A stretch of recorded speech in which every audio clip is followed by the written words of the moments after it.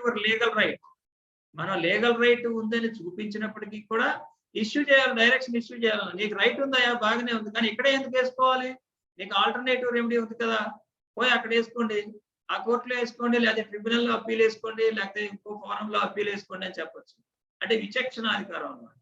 So హైకోర్టుకు discretionary, ఈ writs అనేవి డిస్క్రిషనరీ పవర్ ఉంటుంది. సో ఇవి డిఫరెన్స్. ఇకపోతే మనం 1 by 1 రిట్స్ దగ్గరికి వద్దాం.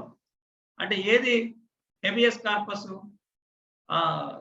మ్యాండమస్, వీటి అర్థాలు ఏంటి, వీటిని ఎప్పుడు ఇష్యూ చేయాలి, ఏ ఏ సందర్భాల్లో మనం వాటిని ఎట్లా చేసుకోవాలి అనే దానికి వచ్చినప్పుడు మొట్టమొదటి రిట్ హెబియస్ కార్పస్ మనం డీల్ చేద్దాం. హెబియస్ కార్పస్ ఒక లాటిన్ వర్డ్. హెబియస్ కార్పస్ అంటే ఏంటి, దాని meaning have the body or produce the body. దానికి లిటరల్ మీనింగ్ ఏంటి అంటే have the body or produce the body. బాడీని ప్రొడ్యూస్ చేయండి. అసలు మనిషి ఎక్కడ ఉన్నాడో తెలియదు, ఆ మనిషిని తీసుకొచ్చి కోర్టులో పెట్టండి. దాని అర్థం అది హెబియస్ కార్పస్ అంటే. దీన్నే ఫ్రీడమ్ రిట్ అని కూడా అంటారు.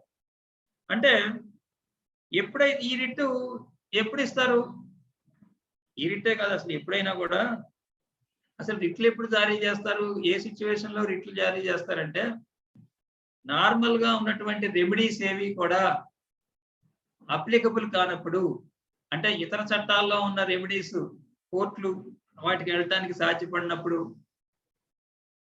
అవి ఎఫికాషియస్ రెమెడీ కానప్పుడు కోర్టులకు రావాలి. అదేవిధంగా హైకోర్టుకి హెబియస్ కార్పస్ లో ఎప్పుడు రావాలంటే ఒక డిటెన్షన్ జరిగి ఆ డిటెన్షన్ కి లీగల్ శాంక్షన్ లేనప్పుడు, అంటే అది ఇల్లీగల్ డిటెన్షన్ అయినప్పుడు హైకోర్టుకి రావాలి. డిటెన్షన్ బై పోలీసులకు అధికారం లేదా, ఉంది, కానీ అది లీగల్ గా చేశారా, ఇల్లీగల్ గా చేశారా అంటే justification. When there is no justification for detention it is called illegal detention. Justification in the sense legal justification. మామూలుగా మన పోలీసులను అడిగితే ఎందుకు పెట్టుకెళ్ళావు అంటే వాళ్ళు ఏదో చెప్తారు, తమ్ముడు నేరం చేసి పారిపోయాడు అంటే వాడు దొరకలేదు కాబట్టి నేను పట్టుకొచ్చానంట. అది కాదు జస్టిఫికేషన్ అంటే. Justification in the sense legal justification కావాలి. ఇల్లీగల్ డిటెన్షన్ అయితే మనం వేసుకోవచ్చు. అది స్టేట్ చేయొచ్చు డిటెన్షన్, ప్రైవేట్ పర్సన్స్ చేయొచ్చు. అయితే ఈ విషయంలో కొంచెం రకరకాల జడ్జిమెంట్స్, డిఫరెన్స్ ఆఫ్ ఒపీనియన్స్ ఉన్నాయి. అసలు ప్రైవేట్ ఇండివిజువల్స్ డిటైన్ చేస్తే అది కోర్టుకి ఏం సంబంధం, హైకోర్టుకి ఏం సంబంధం, మేజిస్ట్రేట్ కోర్టులు ఉన్నాయి కదా, అది స్టేట్ ఎట్లా అవుతుంది, ఇట్లా ఉన్నాయి. ఈవెన్ దెన్ సుప్రీంకోర్టు చెప్పిన దాని ప్రకారం ఇల్లీగల్ డిటెన్షన్ అయితే ఈవెన్ ఇండివిజువల్స్ చేసినప్పటికీ కూడా హెబియస్ కార్పస్ అనేది మెయింటైనబుల్ అవుతుంది. అంటే దీంట్లో ఈ హెబియస్ కార్పస్ లో మరి ఎవరు ఫైల్ చేయొచ్చు అంటే ఇక్కడ లోకస్ ఇష్యూ వచ్చినప్పటికీ హెబియస్ కార్పస్ కానివ్వండి, కో వారెంట్ కానివ్వండి, మరి ఇట్లాంటి ఈ రెండు రిట్లకి కొంచెం లిబరల్ గానే ఉంటుంది. అంటే ఎవరైనా వేయచ్చు. ఉదాహరణకి హెబియస్ కార్పస్ ఉంది, ఆయన డిటైన్ చేశారు, ఎవరేయాలి అంటే డిటైన్యూ వేయచ్చు, వాళ్ళ ఇంట్లో ఫ్యామిలీ మెంబర్స్ వేయచ్చు, లేకపోతే ఫ్రెండ్స్ ఎవరైనా వేయచ్చు. ఈ విధంగా బట్ టు స్ట్రేంజర్, అసలు ఏం సంబంధం లేనివాడు కాకుండా ఎవరైనా దాన్ని ఫైల్ చేయొచ్చు. దీన్నే ఏమంటారంటే ఫెస్టీనం రెమిడియం అంటారు. ఫెస్టీనం రెమిడియం అంటే ఇట్స్ ఎ క్లియర్ కేస్. ఒక క్లియర్ కేసు ఉండాలి. క్లియర్ కేసు ఉంటే ఖచ్చితంగా హెబియస్ కార్పస్. ఇప్పుడు మైనర్ చిల్డ్రన్ గురించి తల్లి వేయచ్చు. ఒక ఇల్లీగల్ కస్టడీ, విడాకులు తీసుకున్న తర్వాత భర్త తల్లి హ్యాండ్ ఓవర్ లో ఉన్నటువంటి కస్టడీలో ఉన్న పిల్లల్ని తీసుకెళ్లిపోయారు అనుకోండి, we can file. Sarita Sharma versus Sushil Sharma అనే కేసులో సుప్రీంకోర్టు చెప్పింది మైనర్ కస్టడీ కోసం వేయచ్చు అని చెప్పి. అట్లాగే ప్రైవేట్ ఇండివిజువల్స్ ఇల్లీగల్ డిటెన్షన్ చేసిన కేసు వేయచ్చు అని చెప్పి హెబియస్ కార్పస్ వేయచ్చు అని Mohammad Ikram versus state of UP ఈ కేసులో చెప్పడం జరిగింది. సో ఇండివిజువల్స్ కనుక ఇల్లీగల్ గా డిటైన్ చేసిన మనం హెబియస్ కార్పస్ ని వేయచ్చు. హెబియస్ కార్పస్ అనేది చాలా ఇంపార్టెంట్ రిట్. ఇది పర్సనల్ లిబర్టీకి సంబంధించింది. ఇది హైకోర్టులో ఏంటంటే దీనికి ఎక్కువ ఇంపార్టెన్స్ ఇస్తారు. ఏ క్షణమైనా ఎప్పుడైనా హేబియస్ కార్పస్ వేయొచ్చు. అంటే ఈవెన్ వెకేషన్ కోర్టుల్లో వేయొచ్చు. లేకుంటే అంటే అఫ్ కోర్స్ సాటర్డే సండేస్ లాంటప్పుడు కాకుండా మిగతా అప్పుడు ఎప్పుడైనా వేయడానికి దానికి ఎక్కువ ప్రయారిటీ ఇస్తారు. ఇమీడియట్ గా స్టేట్ నుంచి అడ్వకేట్ జనరల్ అపీర్ అవుతాడు. వాళ్ళే రెస్పాన్సిబిలిటీ తీసుకోవాల్సిన అవసరం ఉంటుంది. ఎందుకంటే ఇది ఇట్ ఇన్వాల్వ్స్ పర్సనల్ లిబర్టీకి సంబంధించింది కాబట్టి దానికి అంత ఇంపార్టెన్స్ ఉంటుంది. ఎందుకు హేబియస్ కార్పస్ పర్పస్ ఏంటంటే మనకు తెలియని ఫండమెంటల్ రైట్ ని ఎన్ఫోర్స్ చేయటం దీంట్లో ఉన్నటువంటి ఇంపార్టెంట్ ఇష్యూ. లేకపోతే దీని మీద రెస్ జ్యుడికేటా అప్లై అవుద్దా? రెస్ జ్యుడికేటా అంటే ఒకసారి వేశారు, అప్పుడు డిక్లైన్ చేశారు, రెండోసారి వేసుకోవచ్చండి. హేబియస్ కార్పస్ కి రెస్ జ్యుడికేటా అప్లికబుల్ కాదు. హైకోర్టులో కొట్టేశారు, సుప్రీంకోర్టుకి వేసుకోవచ్చు. ఏదో హైకోర్టులో ఒకసారి కొట్టేశారు, రెండోసారి వేయచ్చు. So res judicata is not applicable to habeas corpus. ఇకపోతే ఈ మహమ్మద్ ఇక్రమ్ అంటే ఇండివిజువల్స్ మీద వేసుకోవచ్చు అనే దానికి సైటేషన్ ఏంటంటే ఏఐఆర్ 1964 SC 1625. ఇంకోసారి చెప్తాను, AIR 1964 SC 1625. Sarita Sharma versus అంటే మైనర్ చిల్డ్రన్ గురించి కేసు ఏంటంటే AIR 2000 SC 1019. I repeat, AIR 2000 SC 1019. ఇవి మైనర్ చిల్డ్రన్ కి సంబంధించి. ఇక నెక్స్ట్ రిట్ వచ్చి మనం మ్యాడమస్ గురించి చెప్పుకున్నాం. ఇప్పుడు ఎక్కువగా హైకోర్టులో ఉండే కేసులన్నీ కూడా మ్యాడమస్లే. 90% మ్యాడమస్లే ఉంటాయి. ఎందుకంటే ఇందాక బిగినింగ్ లో చెప్పినట్టు మన లైఫ్ అంతా అధికారులతో ఉంది. ఎంఆర్ఓ దగ్గర సగం ఉంది, పంచాయతీ దగ్గర 5% ఉంటుంది, పోలీసుల దగ్గర 5% ఉంటుంది, ఇరిగేషన్ డిపార్ట్మెంట్, మీరు ఏ డిపార్ట్మెంట్ ఎటు వెళ్ళినా కూడా మన లైఫ్ అంతా వాళ్ళ చేతిలో ఉంటుంది. ప్రతిదీ ఎప్పుడు ఏదో ఒకటి అవసరం అవుతానే ఉంటుంది. అంటే అడ్మినిస్ట్రేటివ్ యాక్షన్ కంట్రోల్ చేయడానికి మేజర్ గా ఉపయోగపడేది మ్యాడమస్. అందుకే దీన్ని కమాండ్ అంటారు. మ్యాడమస్ అనే లాటిన్ వర్డ్ కి తెలుగు ఇంగ్లీష్ మీనింగ్ ఏంటంటే కమాండ్, ఒక ఆర్డర్. నేను ముందే చెప్పినట్టు ఈ మ్యాడమస్ అనేది 1877 స్పెసిఫిక్ రిలీఫ్ యాక్ట్ లో వచ్చింది.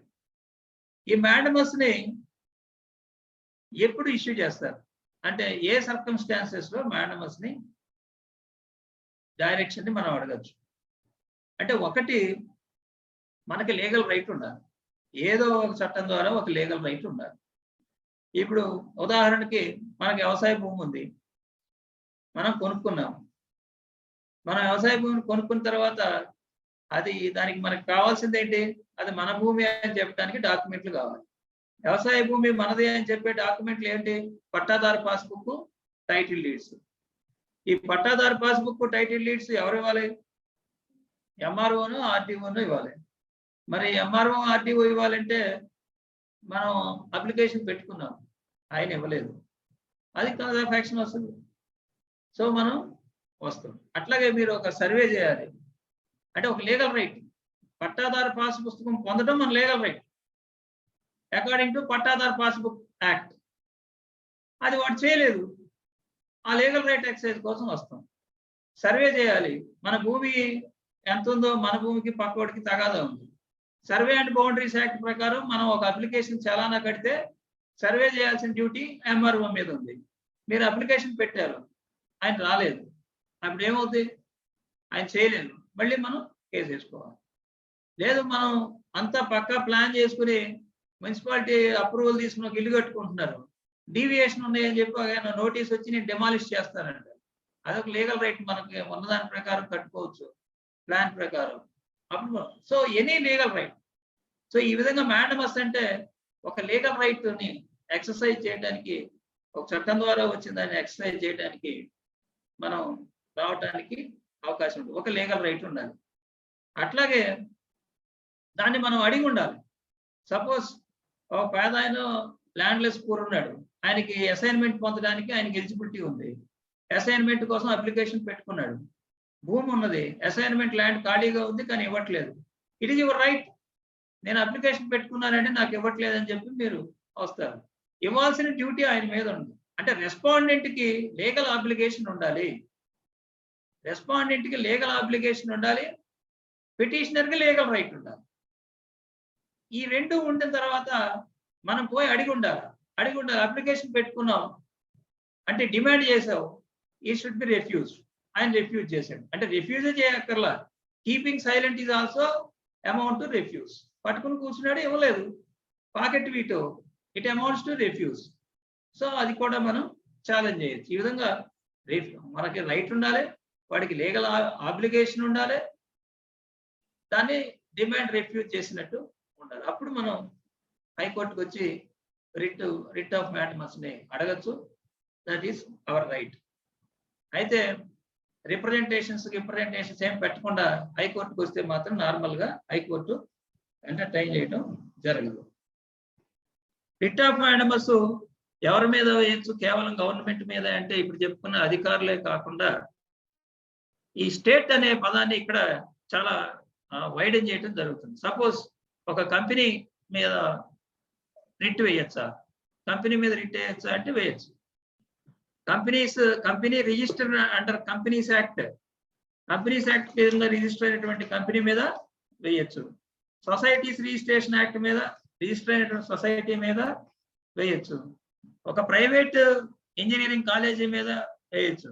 ఒక ప్రైవేట్ పాలిటెక్నికల్ కాలేజ్ అంటే అన్ఎయిడెడ్, మాకు ఎయిడ్ రావట్లేదు, మేము అసలు సంబంధం మాకు గవర్నమెంట్ కాదు, మా ఇష్టం, మా సొంత డబ్బులతో మేము నడుపుకుంటున్నాము అని అంటే కాదు. మొదట్లో ఉన్నటువంటి రిస్ట్రిక్షన్ ని సుప్రీంకోర్టు గ్రాడ్యువల్ గా వైడెన్ చేస్తూ కాలేజీల మీద వేయచ్చు, ప్రైవేట్ మీద అథారిటీస్ మీద వేయచ్చు, లేకపోతే సెంట్రల్ గవర్నమెంట్ అండర్టేకింగ్స్ మీద వేయచ్చు. మాక్సిమం దీన్ని ఈ స్కోప్ ని ఎక్స్టెండ్ చేయడం జరిగింది. మీకు ఆ సైటేషన్స్ మీకు ఇంట్రెస్ట్ ఉంటే సైటేషన్స్ చెప్తాను, అక్కర్లేదనుకుంటే మనం జస్ట్ థియరీ తెలుసుకోండి. దీన్ని కేవలం మనం ప్రెసిడెంట్ ఆఫ్ ఇండియా దగ్గర నుంచి గవర్నర్ దగ్గర నుంచి, అంటే కొన్ని లిమిటేషన్స్ ఉంటాయి, గవర్నర్ మీద ఎప్పుడు పెడితే అప్పుడు పెడతానికి కుదరదు. స్టేట్ లెజిస్లేచర్ మీద దగ్గర నుంచి అన్నిటి మీద కూడా స్టేట్ అనే పదాన్ని మీద వచ్చే దేని మీద దీన్ని వేయటానికి అవకాశం ఉంటుంది. కోఆపరేటివ్ సొసైటీస్ దగ్గర నుంచి మెయిన్ గా మీకు ఎక్కడ తేడా వస్తుంది అంటే ప్రైవేటు పర్సన్స్ మీద వేసుకోవచ్చా అనేది డౌట్. అంటే దానికి బోధిసత్వ గౌతమ్ వర్సెస్ సుబ్బరా చక్రవర్తి అనే ఫేమస్ కేసు ఉంది. అది 1996 1 SCC 490. బోధిసత్వ గౌతమ్ వర్సెస్ సుబ్బరా చక్రవర్తి 1996 1 SCC 490. ఇండివిజువల్స్ మీద కూడా రిట్ మెయింటైనబుల్ అవుతుంది. ఇండివిజువల్ మీద, ఈవెన్ చిన్న చిన్న అథారిటీస్ మీద కూడా మెయింటైనబుల్ అవుతుంది అని చెప్తుంది. అట్లాగే మీకు ఇందులో ల్యాండ్ మార్క్ కేసులు ఏంటంటే RD Shetty versus international airports. RD Shetty versus international airports authority of India 1979, AIR 1979 SC 1628. AIR 1979 SC 1628. అంటే ఈ కేసులో చెప్పింది ఏంటంటే గవర్నమెంట్ అవునో కాదో, ఇది చట్టం ద్వారా ఏర్పడిందా, కాన్స్టిట్యూషనల్ బాడీనా, ఇట్లా కాదు మీరు చూడాల్సింది, how it relates to the government. అంటే నువ్వు దేని మీద అయితే కేసు వేస్తున్నావో ఆ సంస్థ గవర్నమెంట్ తో ఏ విధమైన రిలేషన్స్ లో ఉన్నది, అసలు గవర్నమెంట్ కి ఏమీ సంబంధం లేకుండా నడుస్తున్నటువంటి ఒక ఎన్జిఓనా కాదు. అట్లా కాకుండా గవర్నమెంట్ రూల్స్ ని అమలు చేయాల్సిన పరిస్థితి ఉందనుకోండి. ఇప్పుడు సపోజ్ నేను ఒక ప్రైవేట్ అన్ఎయిడెడ్ కాలేజీ మీద కేసు వేశాను, ఏమని, స్టాఫ్ కి ఏఐసిటి రూల్స్ ప్రకారం జీతాలు ఇవ్వట్లేదు అని కేసు వేసి, వాళ్ళు ఏం చెప్తారు, ఇది మాది ప్యూర్ ప్రైవేట్ అన్ఎయిడెడ్ కాలేజీ, అంటే మాకు గవర్నమెంట్కి ఏమి సంబంధం లేదు, వాళ్ళు ఏం డబ్బులు ఇవ్వట్లేదు కాబట్టి రిట్ మెయింటైనబుల్ కాదన్న. కానీ వాళ్ళు అమలు చేయాల్సిన రూల్స్ ఏంటి? ఈచ్ అండ్ ఎవ్రీథింగ్ ఏఐసిటిఈ రూల్సే అమలు చేయాలి. So the control pervasive of government control is there. అంటే గవర్నమెంట్ కంట్రోల్ నీ మీద ఉన్నది. వాళ్ళ జీతాలు స్కేల్ ప్రకారం గవర్నమెంట్ చెప్పిన స్కేల్ ప్రకారం ఇవ్వాలి. కాలేజీ మూసేయాలంటే వాళ్ళు చెప్పిన రూల్స్ ఫాలో అవ్వాలి, పెట్టాలంటే వాళ్ళు చెప్పిన రూల్స్ ఫాలో అవ్వాలి.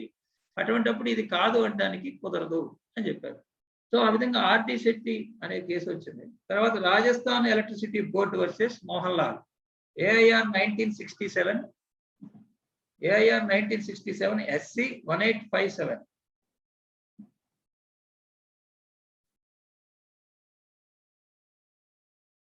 అట్లాగే అనేక జడ్జీల మీద కేసు వేయచ్చా అంటే జడ్జీలు అడ్మినిస్ట్రేటివ్ కెపాసిటీస్ తో చేస్తే వేయచ్చు. ఏ జడ్జి అయినా సరే అడ్మినిస్ట్రేటివ్ సైడ్ కనుక చేస్తే వాళ్ళ మీద కేసు మెయింటైనబుల్ అవుతుంది. అది కేసు మీకు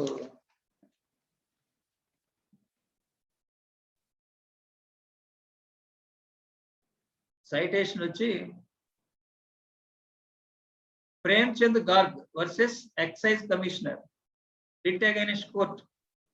ప్రేమ్చంద్ గార్గ్ వర్సెస్ ఎక్సైజ్ అంటే ఆ కోర్టు ఫ్రేమ్ చేసినటువంటి రూల్స్ ఫండమెంటల్ రైట్స్ కి అగైనెస్ట్ గా ఉన్నాయని చెప్పి స్ట్రక్ డౌన్ చేయడం జరుగుతుంది. AIR 1963, AIR 1963 SC 996, AIR 1963 SC 996.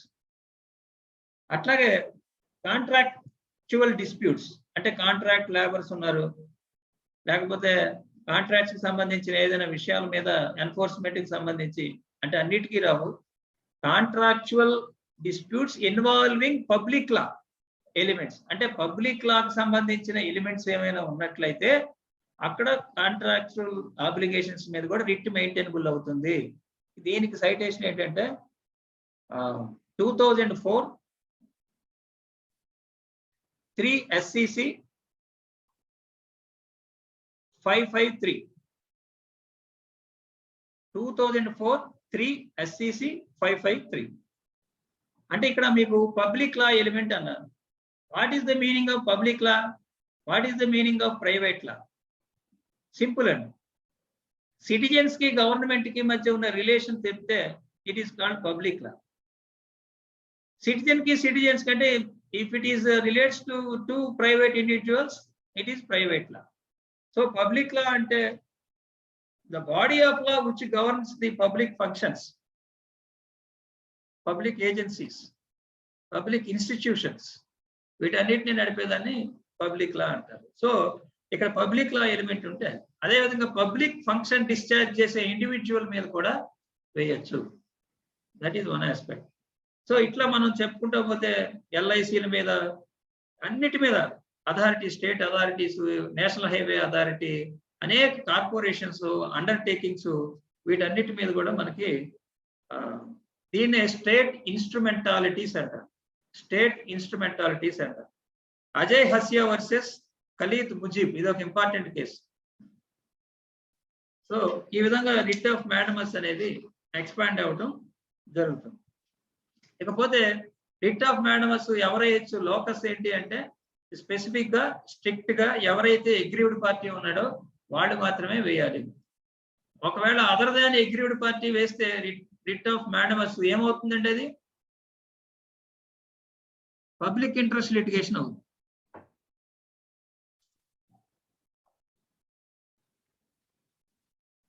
Last కేసులా అని అడిగారు. లాస్ట్ కేసులా అంటే Ajay Hasia versus Khalid Mujib, AIR 1981 SC 487.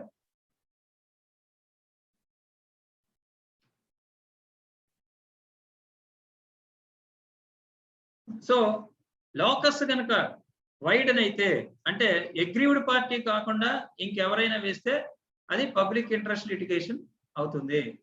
ఇక పబ్లిక్ ఇంట్రెస్ట్ లిటిగేషన్ అంటే ఏంటి, దాని రూల్స్ ఏంటి, రెగ్యులేషన్స్ ఏంటి, ఇదంతా మనందరికీ రోజు మీరు పేపర్లో చూస్తున్నది. ఇండియాలో 1977 తర్వాత పబ్లిక్ ఇంట్రెస్ట్ లిటిగేషన్ అనేది స్టార్ట్ అయింది, అంటే బాగా యాక్టివ్గా. ఎందుకంటే అప్పటికి ఎమర్జెన్సీని చూసినటువంటి జడ్జీలు పబ్లిక్ ఇంట్రెస్ట్ లిటిగేషన్ ని ఎంకరేజ్ చేశారు. అంటే లెటర్స్ కానివ్వండి, లేకపోతే మెయిల్స్ కానివ్వండి, అప్పటికి మెయిల్స్ రాలేదు, లెటర్స్ ఇట్లాంటి పోస్టులు వీటన్నిటిని ఎంకరేజ్ చేసి దీన్ని ఈ లోకస్ ని లిబరల్ చేశారు. సో అంటే ఎమర్జెన్సీ చూసిన తర్వాత. అందుకని ఇప్పుడు పబ్లిక్ ఇంట్రెస్ట్ లిటిగేషన్కి వచ్చినప్పుడు మీకు 3 ఫేజ్లు కనపడతాయి. 1950 నుంచి ఈ 77-80 మధ్య ఉన్న దాన్ని ఏమంటారంటే పర్సనల్ లిబర్టీకి సంబంధించిన ఫేజ్. అంటే అప్పుడు జైళ్లలో మగ్గిపోతున్నారు, లేకపోతే అక్రమంగా అరెస్టులు చేస్తున్నారు, వీళ్ళకి రిలీజ్ చేయండి అని చెప్పి పర్సనల్ లిబర్టీకి సంబంధించిన పబ్లిక్ ఇంట్రెస్ట్ లిటిగేషన్ కేసులు ఎక్కువగా ఉండేవి. ఆ తర్వాత వచ్చేసరికి ఎన్విరాన్మెంటల్ ఇష్యూస్ ఎక్కువ వచ్చింది. ఎన్విరాన్మెంటల్ ఇష్యూస్, కాలుష్యం, పరిశ్రమల నుంచి వచ్చే కాలుష్యం, ఏమండి పరిశ్రమల నుంచి వచ్చే కాలుష్యం, లేకపోతే దీపావళి మందుల నుంచి వచ్చే కాలుష్యం, ఈ పొల్యూషన్, వీటి మీద ఎంసీ మెహతా లాంటి వాళ్ళు ఈ ప్రొటెక్షన్ ఆఫ్ వాటర్ పాండ్స్, ఇట్లా అనేక రకాల ఫారెస్ట్ యాక్ట్, లేకపోతే ఫారెస్ట్ ప్రొటెక్ట్ చేయటం, ఇలాంటి విషయాల మీద ఎక్కువగా జరిగింది. ఇప్పుడు వచ్చేసరికి థర్డ్ ఫేజ్ వచ్చేసరికి ఎక్కువ కరప్షన్ ఆఫ్ పొలిటికల్ పార్టీస్, లేకపోతే political reforms, judicial reforms, administrative reforms, ఇట్లా అనేక విషయాల మీద పబ్లిక్ ఇంట్రెస్ట్ లిటిగేషన్ రావటం జరిగింది. మీరు చూస్తున్నారు, దాని గురించి మనం పెద్దగా చెప్పుకోవాల్సిన అవసరం లేదు. కానీ ఒక ఇంపార్టెంట్ సైటేషన్ ఏంటంటే 2010లో పబ్లిక్ ఇంట్రెస్ట్ లిటిగేషన్ మీద state of Uttaranchal versus Balwant Singh Chaufal అనే కేసులో సుప్రీంకోర్టు గైడ్ లైన్స్, దాని ప్రకారం ఏంటంటే ప్రతి హైకోర్టు కూడా ఒక పిల్లు వేయాలంటే కొన్ని రూల్స్ ఫ్రేమ్ చేయాలని చెప్పింది. ఆ విధంగా ఆ సుప్రీంకోర్టు ఇచ్చిన ఆ తీర్పు 2010లో వచ్చింది. అది state of Uttaranchal versus Balwant Singh Chaufal. ఆ జడ్జిమెంట్ ప్రకారం ఇప్పుడు అన్ని హైకోర్టులు గైడ్ లైన్స్, ఇప్పుడు మన ఆంధ్రప్రదేశ్ హైకోర్టు కూడా 2015లో కంబైన్డ్ గా ఉన్నప్పుడు చేశారు. ఇప్పుడు దీని ప్రకారం పబ్లిక్ ఇంట్రెస్ట్ లిటిగేషన్ వేయాలంటే మనం మొత్తం ఎక్కడి నుంచి మనకి ఇన్ఫర్మేషన్ వచ్చింది, మన బ్యాంక్ అకౌంట్ ఏంటి, మన పాన్ అకౌంట్ ఏంటి, మన పాన్ నంబర్ ఎంత, మన ఆధార్ కార్డు, ఐడి కార్డులు, మీరు ఏదైనా కాస్ట్ వేస్తే డబ్బులు పెడతాము, ఇట్లా లక్షల సమాచారం చెప్పాలి, కొన్ని అండర్టేకింగ్స్ ఇవ్వాలి. ఇప్పుడు స్ట్రిక్ట్ అయిపోయింది public interest litigation. Of course దీనికి మళ్ళీ పిల్ కమిటీలని హైకోర్టులో కమిటీలు ఉంటాయి. అంటే జడ్జీల నుంచే 2-3 పెట్టి జడ్జీలు వాళ్ళకి ఏదైనా లెటర్స్ కానీ, మెయిల్స్ కానీ, పోస్టులు కానీ ఇలాంటివి వస్తే వాటి నుంచి పిల్లుగా సుమోటోగా తీసుకోవచ్చా అని చెప్పడానికి ఒక కమిటీ కూడా ఉన్నది. సో ఇట్లా కమిటీలో ఏర్పాటు చేసి ఈ పిల్స్ చేయడం జరిగింది. సో పిల్ అనేది ఏంటి అంటే ఇక్కడ మనం అర్థం చేసుకోవాల్సింది, లోకస్ ని వైడెన్ చేశారు, లిబరల్ చేశారు. అంటే అగ్రీడ్ పార్టీనే కాకుండా ఇంకా ఎవరు వచ్చినా కూడా దాన్ని ఈ విధంగా చెప్పడం జరిగింది. ఇకపోతే పబ్లిక్ ఇంట్రెస్ట్ లిటిగేషన్ తర్వాత గ్రౌండ్స్ ఏంటి అంటే ఏ గ్రౌండ్స్ లో రిట్ ఆఫ్ మ్యాండమస్ ఇస్తారు. రిట్ ఆఫ్ మ్యాండమస్ గురించి మీరు ఎంత ఎక్కువ తెలుసుకుంటే అంత మంచిది. ఎందుకంటే రేపు ఒక హైకోర్టు లాయర్తో సంబంధం లేకుండా డైరెక్ట్ గా మీరైనా ఎవరైనా కేసు వేసుకోవడానికి వీలు. ఏ గ్రౌండ్స్ మీద వేస్తారు అంటే illegality, arbitrary, irrational, discriminative, ultra virus to any provisions, ultra virus to fundamental rights, ఇవన్నీ కూడా గ్రౌండ్స్. మీకు ఆర్బిట్రరీ అంటే ఏంటో తెలుసు. ఏంటి ఆర్బిట్రరీ అంటే without following any principle, legal principle, ఆయన ప్రకారం చేస్తే దాన్ని ఆర్బిట్రరీ అంటారు. అంటే అసలు ఒక లీగల్ ప్రిన్సిపల్స్ ఉన్నప్పటికీ కూడా వాటిని ఫాలో అవ్వకుండా ఆయనకి ఇష్టం వచ్చినట్టు చేస్తే ఇల్లీగల్ అంటే ఏంటి? Violation of law. ఒక చట్టంలో ఉన్నది. ఉదాహరణకి ఇప్పుడు ల్యాండ్ ఎంక్రోచ్మెంట్ యాక్ట్ ఉంది. ల్యాండ్ ఎంక్రోచ్మెంట్ యాక్ట్ కింద సెక్షన్ 7 నోటీస్ ఇచ్చారు. ఇల్లు ఎందుకు ఎవిక్షన్ చేయకూడదో చెప్పమని ఇచ్చారు. సెక్షన్ 7 నోటీస్కి మనం ఆన్సర్ ఇచ్చాము. మేము ఇది మీ గవర్నమెంట్ ల్యాండ్ కాదండి, ఇది ప్రైవేట్ ల్యాండ్ అని చెప్పాము. అప్పుడు ఏం చేయాలి ఆయన? దాని మీద ఒక రీజన్డ్ ఆర్డర్ పాస్ చేయాలి. అంటే ఇది ఏ విధంగా గవర్నమెంట్ ల్యాండ్, ఏ విధంగా ప్రైవేట్ ల్యాండ్ కాదు, ఒకవేళ ప్రైవేట్ ల్యాండ్ అయితే ఎంత భాగం గవర్నమెంట్ ల్యాండ్ అందులో మిక్స్ అయ్యింది, ఈ పార్ట్ నుంచి ఈ పార్ట్ వరకు ఈ సరిహద్దు ఉన్నది మాది అని చెప్పాలి. అట్లా చెప్తూ దానికి ఆధారాలు చూపిస్తూ ఒక స్పీకింగ్ ఆర్డర్ పాస్ చేయాలి. అలా ఏమీ చేయకుండా సెక్షన్ 7 ఇచ్చి నోటీస్ ఇచ్చి మళ్ళీ దాని నుంచి ఇమీడియట్ గా స్పీకింగ్ ఆర్డర్ పాస్ చేయకుండా ఎవిక్షన్ ఆర్డర్ ఇచ్చారనుకోండి, ఇట్ ఈజ్ ఇల్లీగల్. ఇట్లా మనం చూస్తే అనేక చట్టాల్లో అనేక ప్రొసీజర్స్ ఉంటాయి. ప్రొసీజరల్ ఇంప్రొప్రిటీ అనేది కూడా important ground for issuing of writ of mandamus. Procedural impropriety అంటే ఏంటి? ఇప్పుడు నార్మల్ గా హైకోర్టులు అధికారులు చేసిన నిర్ణయాలని క్వశ్చన్ చేయవు, కానీ whether they follow the procedure prescribed under the statute, అది ఫాలో అయ్యారా లేదా అనేది చూస్తాయి. అంటే సపోజ్ మీరు ఒక డిసిప్లినరీ యాక్షన్ తీసుకోవాలి అనుకోండి. ఆ డిసిప్లినరీ యాక్షన్ తీసుకోవాలి అంటే దాని ముందు ఒక నోటీస్ ఇవ్వాలి. లేదు ఒక ఇన్కమ్ ట్యాక్స్ గురించి ఏదైనా పీనలైజ్ చేయాలి అంటే దాని ముందు ఒక నోటీస్ ఇవ్వాలి. ఈవెన్ మున్సిపాలిటీ యాక్ట్లు ఇవన్నీ చూస్తే ఒక పీనలైజ్ చేయాలి అంటే దానికి నోటీసులు ఇవ్వాలి. ఆ నోటీస్ ఇచ్చిన తర్వాత దాని మీద మళ్ళీ ఆర్డర్స్ పాస్ చేయాలి. ఇవన్నీ ప్రొసీజర్ ఫాలో అవుతున్నారా లేదా? లేదు ఒక ఎంఆర్ఓ కొంత అధికారం ఇస్తే ఎంఆర్ఓ కలెక్టర్కి పంపించాలి, కలెక్టర్ దాని మీద ఆర్డర్స్ పాస్ చేయాలి, అప్పుడు తిరిగి ఎంఆర్ఓ దాన్ని ఎగ్జిక్యూట్ చేయాలని ఉందనుకోండి. కలెక్టర్కి పంపించకుండా ఎంఆర్ఓనే తను ఒక ఎగ్జిక్యూట్ చేస్తున్నాడు అనుకోండి, it is illegal. Procedure follow అవుతున్నారా లేదా? సో ప్రొసీజరల్ ఇంప్రొప్రిటీ అనేది very very important ground for challenging the any administrative action. So ఈ విధంగా గ్రౌండ్స్ ఉంటాయి. ఇక ఆర్బిటరీ అయిపోయింది. మాలఫైడ్ అంటే ఏంటి? దురుద్దేశంతో చేయడం. సపోజ్ ఒక ల్యాండ్ ఎక్విజిషన్ ఉంది. ఒక ల్యాండ్ ఎక్విజిషన్ ఒక నేషనల్ హైవే రోడ్డు వేయడానికి ఒక కొంతమంది పేదవాళ్ళ ఇల్లు తొలగించడానికి నోటీసులు ఇచ్చారు.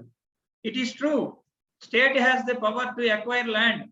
ఇంకొకసారి రాజు తలుచుకుంటే భూమి తీసుకోకపోవడానికి క్వశ్చనే లేదు, ఆయన తీసుకోవచ్చు.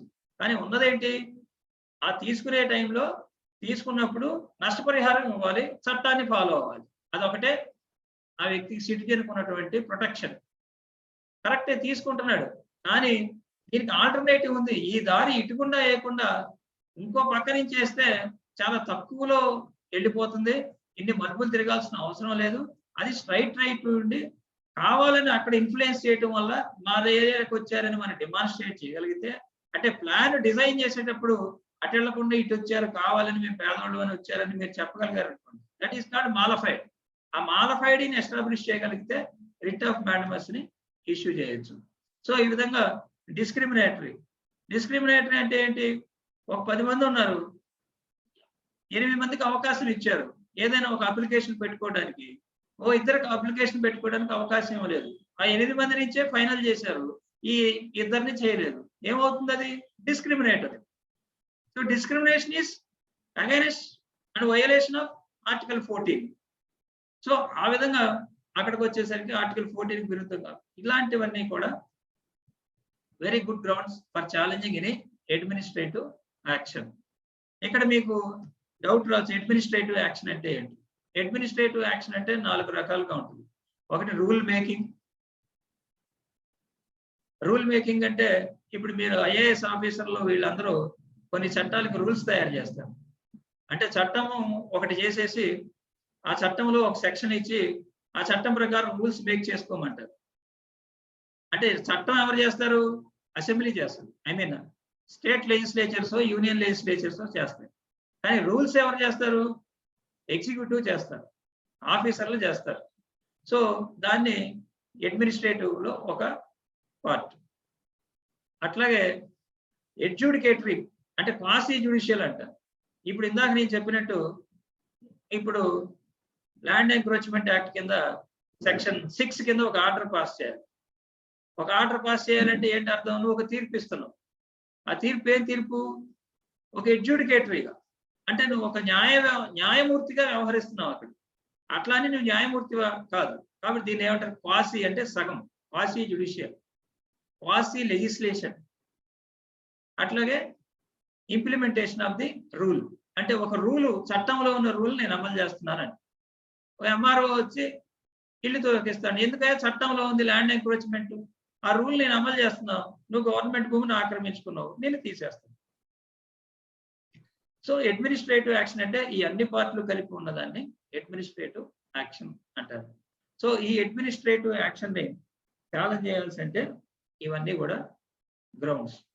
ఇదే మ్యాండమస్ కింద మీరు గవర్నమెంట్ ఆర్డర్ని, జీవోని ఛాలెంజ్ చేయొచ్చు, ఒక చట్టాన్ని ఛాలెంజ్ చేయొచ్చు, ఒక నోటిఫికేషన్ ఛాలెంజ్ చేయొచ్చు, ఒక సర్క్యులర్ ని ఛాలెంజ్ చేయొచ్చు. మీరు ఇట్లా ఇవన్నీ ఛాలెంజ్ చేయొచ్చు. టైం అయిపోతున్నట్టుంది, నేను బ్రీఫ్ గా వెళ్ళిపోతాను. నెక్స్ట్ వచ్చేసరికి రిట్ ఆఫ్ సెర్షియోరారీ. సెర్షియోరారీ అంటే లిటరల్ మీనింగ్ ఏంటంటే to certify or to be informed. అంటే ఇన్ఫార్మ్డ్ అంటే రాజుగారు కింగ్ కింద తన కింద పనిచేసే వాళ్ళందరి దగ్గర నుంచి ఇన్ఫర్మేషన్ తెచ్చుకుంటాడు, ఇన్ఫార్మ్ చేయమంటాడు. అంటే దీని అర్థం ఏంటంటే ఒరిజినల్ అర్థం ఏంటంటే సుపీరియర్ కోర్ట్స్ కి లోయర్ కోర్ట్స్ మీద ఉన్నటువంటి సూపర్విజన్ పవర్, అంటే వాళ్ళు చేసే తప్పుల్ని కరెక్ట్ చేయడానికి ఉన్నటువంటి సూపర్విజన్ కాదు ఇది. సుపీరియర్ కోర్ట్స్ కి ఇన్ఫీరియర్ కోర్ట్స్ మీద ఉన్నటువంటి కరెక్షన్ పవర్, తప్పు చేసిన దాన్ని సరిదిద్దే పవర్ ని ఈ సెర్షియోరారీ ద్వారా ఉపయోగిస్తారు. అంటే క్వాసీ జ్యుడిషియల్. ఇప్పుడు మీరు ఉదాహరణకి ఒక ట్రిబ్యునల్లో సర్వీస్ మ్యాటర్ వేశారు, ఒక టీచర్ని సస్పెండ్ చేశారు లేదా ట్రాన్స్ఫర్ చేశారు. మనం ఏం చేస్తాం? అడ్మినిస్ట్రేటివ్ ట్రిబ్యునల్లో కేసు వేస్తాం, ఓఏ అంటారు దాన్ని. ఈ ట్రిబ్యునల్లో మనకి అగైనెస్ట్ గా ఆర్డర్ వచ్చింది. అప్పుడు నెక్స్ట్ ఎక్కడ వేయాలి? హైకోర్టుకి వెళ్ళాలి. అప్పుడు హైకోర్టులో వేసే రిట్ ఏంటి? మ్యాండమస్ కాదు, రిట్ ఆఫ్ సెర్షియోరారీ. అట్లాగే మీకు కోఆపరేటివ్ ట్రిబ్యునల్కి వెళ్ళారు అంటే ఒక కోఆపరేటివ్ సొసైటీలో ఒక వ్యక్తి తప్పు చేశాడు, అక్రమంగా డబ్బులు తినేసాడు అని సర్చార్జ్ చేశాడు. దాని మీద ఎక్కడికి వెళ్తారు? కోఆపరేటివ్ ట్రిబ్యునల్కి వెళ్ళాలి. ఆ ట్రిబ్యునల్ ఇచ్చిన ఆర్డర్ మీద ఎక్కడికి వెళ్ళాలి? హైకోర్టుకి వెళ్ళాలి. అప్పుడు ఏం వేయాలి? సెర్షియోరారీ వేయాలి. లేదు డెట్ రికవరీ ట్రిబ్యునల్కి వెళ్తారు. సర్ఫేసీ యాక్ట్ ప్రకారం డబ్బులు తీసుకున్నారు బ్యాంక్ లోను, మనం కట్టలేదు, అప్పుడు డెట్ రికవరీ ట్రిబ్యునల్లో కేసు వేస్తారు. అక్కడ మనం ఓడిపోయాం అనుకోండి, అప్పుడు ఎక్కడికి వస్తారు? హైకోర్టుకి వస్తారు. ఇట్లా ఈ ట్రిబ్యునల్స్ కానివ్వండి, లేకుంటే క్వాసీ జ్యుడిషియల్ ఫంక్షన్స్ కానివ్వండి. ఇప్పుడు ఉదాహరణకి సీనియర్ సిటిజన్స్ వెల్ఫేర్ యాక్ట్ 2007 ఉంది. ఈ 2007 యాక్ట్ లో ఒక పేరెంట్ కి పిల్లలు డబ్బులు ఇవ్వట్లేదు, చూడట్లేదు, వాళ్ళు ఒక అవార్డు పాస్ చేస్తారు. ఎవరు? ప్రిసైడింగ్ ఆఫీసర్ అంటే ఆర్డీఓ ఒక అవార్డు పాస్ చేస్తారు. దాని మీద ఎక్కడికి వెళ్తాం? హైకోర్టుకి వెళ్తాం. పేరెంట్ అయితే అప్పీల్ ఉంది కానీ చిల్డ్రన్కి అయితే అప్పీల్ లేదు. హైకోర్టుకి వెళ్ళి అప్పుడేం వేస్తాం? సెర్షియోరారీ వేస్తాం. అంటే ఈ క్వాసీ జ్యుడిషియల్ కానివ్వండి, జ్యుడిషియల్ బాడీస్, ఇన్ఫీరియర్ కోర్ట్స్ కానీ వాళ్ళు తప్పులు చేసిన దాన్ని మనం వేసేదాన్ని సెర్షియోరారీ అంటాం. ఏ గ్రౌండ్స్ మీద సెర్షియోరారీ వేస్తారు అంటే, ఒకటి manifest errors of jurisdiction. Main గా జ్యూరిస్డిక్షన్ లేకుండా వాళ్ళు కనుక కేసులు డీల్ చేస్తే దాని మీద సెర్షియోరారీ. మెయిన్ గా జ్యూరిస్డిక్షన్ అంటే ఎక్సెసివ్ జ్యూరిస్డిక్షన్ కానివ్వండి, లేకపోతే నాన్ ఎక్సర్సైజింగ్ ఆఫ్ జ్యూరిస్డిక్షన్ కానివ్వండి. నీకు జ్యూరిస్డిక్షన్ ఉన్నది కానీ నువ్వు ఎక్సర్సైజ్ చేయాలి, లేదు నీకు జ్యూరిస్డిక్షన్ లేదు అయినా నువ్వు ఎక్సర్సైజ్ చేసావు, అలాంటప్పుడు సెర్షియోరారీ వేస్తావు. లేదు error on the face of the record అంటే మీరు రికార్డు అలా చూస్తేనే మీకు దాని మొహం మీద మనకి తప్పు జరిగినట్టు అర్థం అవుతుంది. అంటే అది ఇంటర్ప్రిటేషన్, ఒక అప్లికేషన్ ఆఫ్ లాలో తప్పు జరగచ్చు, లేకపోతే ఫ్యాక్ట్స్ కి లాకి రిలేషన్ చేయడంలో తప్పు జరగచ్చు. ఈ విధంగా ఏది తప్పు జరిగినా అంటే దాని రికార్డు చూడంగానే దాని మొహం మీద తప్పు కనిపడిపోద్ది, error on the face of the record. అలాంటప్పుడు కూడా మనం ఈ సెర్షియోరారీ వేయవచ్చు. మెయిన్ పర్పస్ ఏంటి? అసలు సెర్షియోరారీ ఎందుకు వేస్తారంటే to keep the inferior courts or quasi judicial authorities in their bounds, in their limitations. అంటే ఏ ఇన్ఫీరియర్ కోర్ట్స్ కూడా ఎక్సెస్ చేయకుండా వాళ్ళ లిమిటేషన్స్ లో ఉంచడం, తప్పులు చేయకుండా ఉంచడం ఉద్దేశం ఈ సెర్షియోరారీ. అంటే ఒకసారి డెసిషన్ అయిపోయిన తర్వాత ఆ డెసిషన్ క్వాష్ చేయమని చెప్పి మనం సెర్షియోరారీలో వేయడానికి అవకాశం. అదే ఇంకొక రిట్ ఏంటంటే ప్రొహిబిషన్. ఈ ప్రొహిబిషన్ సెర్షియోరారీ రిట్లు రెండు ఇంటర్లింక్. అంటే అయిపోయిన తర్వాత తప్పు జరిగిన తర్వాత ఇచ్చే తీర్పుని రద్దు చేయమని వెళ్తే అది సెర్ష్యూరరీ. కానీ తప్పు జరుగుతుండగానే దాన్ని ప్రివెంట్ చేయడానికి వెళ్తే అది ప్రొహిబిషన్. ప్రొహిబిట్ అంటే inferior court is exercising some case by exceeding its jurisdiction, so it may be prevented from such exercise అని ఏదైనా కేసు వేస్తే that is called prohibition. So ఈ విధంగా ప్రొహిబిషన్ సెర్ష్యూరరీ అనేవి ఇంటర్లింక్డ్ గా ఉంటాయి. కానీ ఒకటేమో ముందేసేది, ఒకటేమో తర్వాత సేమ్ గ్రౌండ్స్. కానీ ఈ error on the face of the record అనేది ప్రొహిబిషన్ లో ఉండదు. ఎందుకని? Error on the face of the record అనేది తీర్పు వచ్చిన తర్వాత వచ్చేది. తీర్పు రాకుండానే ప్రొహిబిట్ చేయమని మనం ప్రొహిబిట్ చేస్తున్నాం కాబట్టి error on the face of the record అనేది మీకు గ్రౌండ్ కింద ఉండదు. ఈ excess jurisdiction, non excess jurisdiction, principles of natural justice కాంట్రరీగా ఉండటం, మరి ఫండమెంటల్ రైట్స్ వైలేట్ చేయటం, ఇవన్నీ grounds for certiorari and also prohibition also. ఇక నెక్స్ట్ ఎగ్జాంపుల్స్ ఇవ్వండి సార్, కొద్దిగా ఎక్స్టెండ్ చేయండి.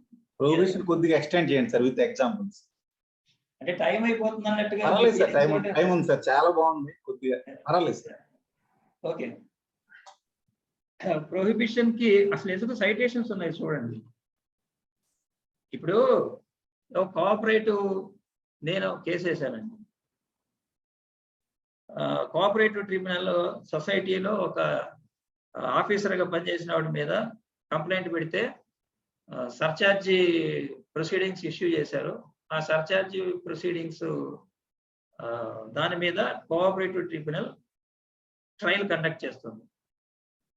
ఇప్పుడు యాక్చువల్గా ఆ కోఆపరేటివ్ ట్రిబ్యునల్ కి ఆ సిచ్యువేషన్ లో ట్రయల్ కండక్ట్ చేసే అధికారం లేదు. నేను ఆ పాయింట్ తీసుకుని ఆ పర్టికులర్ ఫ్యాక్ట్స్ లో హైకోర్టులో ప్రొహిబిషన్ వేశాను. ఏమని? It is beyond the power of exercise. That tribunal has no power to conduct such a trial. కాబట్టి సర్చార్జ్ ప్రొసీడింగ్స్ ట్రయల్ ని స్టాప్ చేయండి అని చెప్పి వేశాను. అంటే ఏంటి? ప్రొహిబిట్ చేయమని చెప్పి వేశారు, ఇష్యూ చేశారు. సో అక్కడ అయిపోయింది. అక్కడి నుంచి కాల్ ఫర్ రికార్డ్స్, రికార్డ్స్ ని కాల్ ఫర్ చేసుకుని ప్రొహిబిట్ చేశారు. ఏం జరుగుతుందని తెలుసుకుని ప్రొహిబిట్ చేశారు. ఇంకా మీరు ఈ కేసుని డీల్ చేయడానికి వీల్లేదు, ఎందుకంటే మీకు జ్యూరిస్డిక్షన్ లేదు. సపోజ్ మీరు ఎండోమెంట్ ఉన్నాయనుకోండి. ఎండోమెంట్ లో ఒక దేవాలయానికి ఇన్ని లక్షల ఆదాయం ఉంటే డిప్యూటీ కమిషనర్, దానికంటే తక్కువ ఆదాయం ఉంటే అసిస్టెంట్ కమిషనర్, ఇంకా ఎక్కువ ఆదాయం ఉంటే కమిషనర్. వీళ్ళు ఇష్యూస్ ని డీల్ చేయాలని చెప్పి ఎండోమెంట్ యాక్ట్ లో ఉంటుంది. ఇప్పుడు సపోజ్ తనకున్న పెక్యూనరీ పవర్ కంటే ఒక అసిస్టెంట్ కమిషనర్ ఒక టెంపుల్ కి సంబంధించినటువంటి ఇష్యూ డీల్ చేస్తున్నాడు అనుకో. అంటే యాజ్ పర్ లా ఈ ఇంత అమౌంట్ కనుక ఆ టెంపుల్ కి ఆదాయం ఉంటే దాన్ని డీల్ చేయాల్సింది ఎవరు? కమిషనర్. సపోజ్ 10 లక్షల కంటే ఎక్కువ ఉంటే కమిషనర్ డీల్ చేయాలి. 5 లక్షల కంటే ఎక్కువ ఉంటే డిప్యూటీ కమిషనర్, 5 లక్షల కంటే లోపు ఉంటే అసిస్టెంట్ కమిషనర్ అని ఉంది. ఇప్పుడు 10 లక్షల పైన ఉంది సపోజ్ ఒక టెంపుల్ కి ఆదాయం. అసిస్టెంట్ కమిషనర్ డీల్ చేస్తున్నాడు. Is it maintainable? మెయింటైనబుల్ కాదు. అటువంటిప్పుడు మనం హైకోర్టులో ప్రొహిబిషన్ పెట్టేసి ఆయన్ని ప్రొహిబిట్ చేస్తాం. It is beyond his power. కాబట్టి ఆ payment that is not prohibition. మీకు ఇంపార్టెంట్ సైటేషన్స్ ప్రొహిబిషన్ కి వాటికి చెప్తాను. సెర్ష్యూరరీకి వచ్చి Harivishnu Kamath, Harivishnu Kamath versus Syed Ahmed Ishaq 1955 AIR 233. Normal గా AIR అని చెప్పి చెప్పకపోతే SC అని అర్థం. AIR SC అని 1955 AIR SC 233 Harivishnu Kamath versus Syed Ahmed Ishaq. ఇది మీకు మొత్తం స్కోప్ ఆఫ్ ది సెర్ష్యూరరీ వచ్చేస్తుంది. మీకు అట్లాగే రిట్ ఆఫ్ మ్యాడమస్ కూడా స్కోప్ ఉందండి. దాని స్కోప్ కు సంబంధించి బసప్ప వర్సెస్ నాగప్ప కేసు అని ఒక కేసు ఉంది. Scope of Article 226. Basappa versus Nagappa.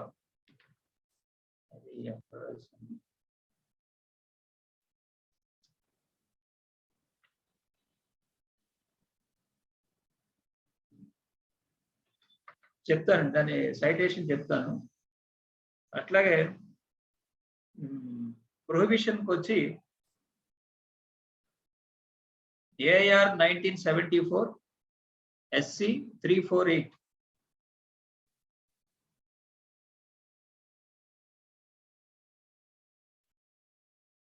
AR 74 SC 348 ఒకటి. Next AIR 1966 SC 1350.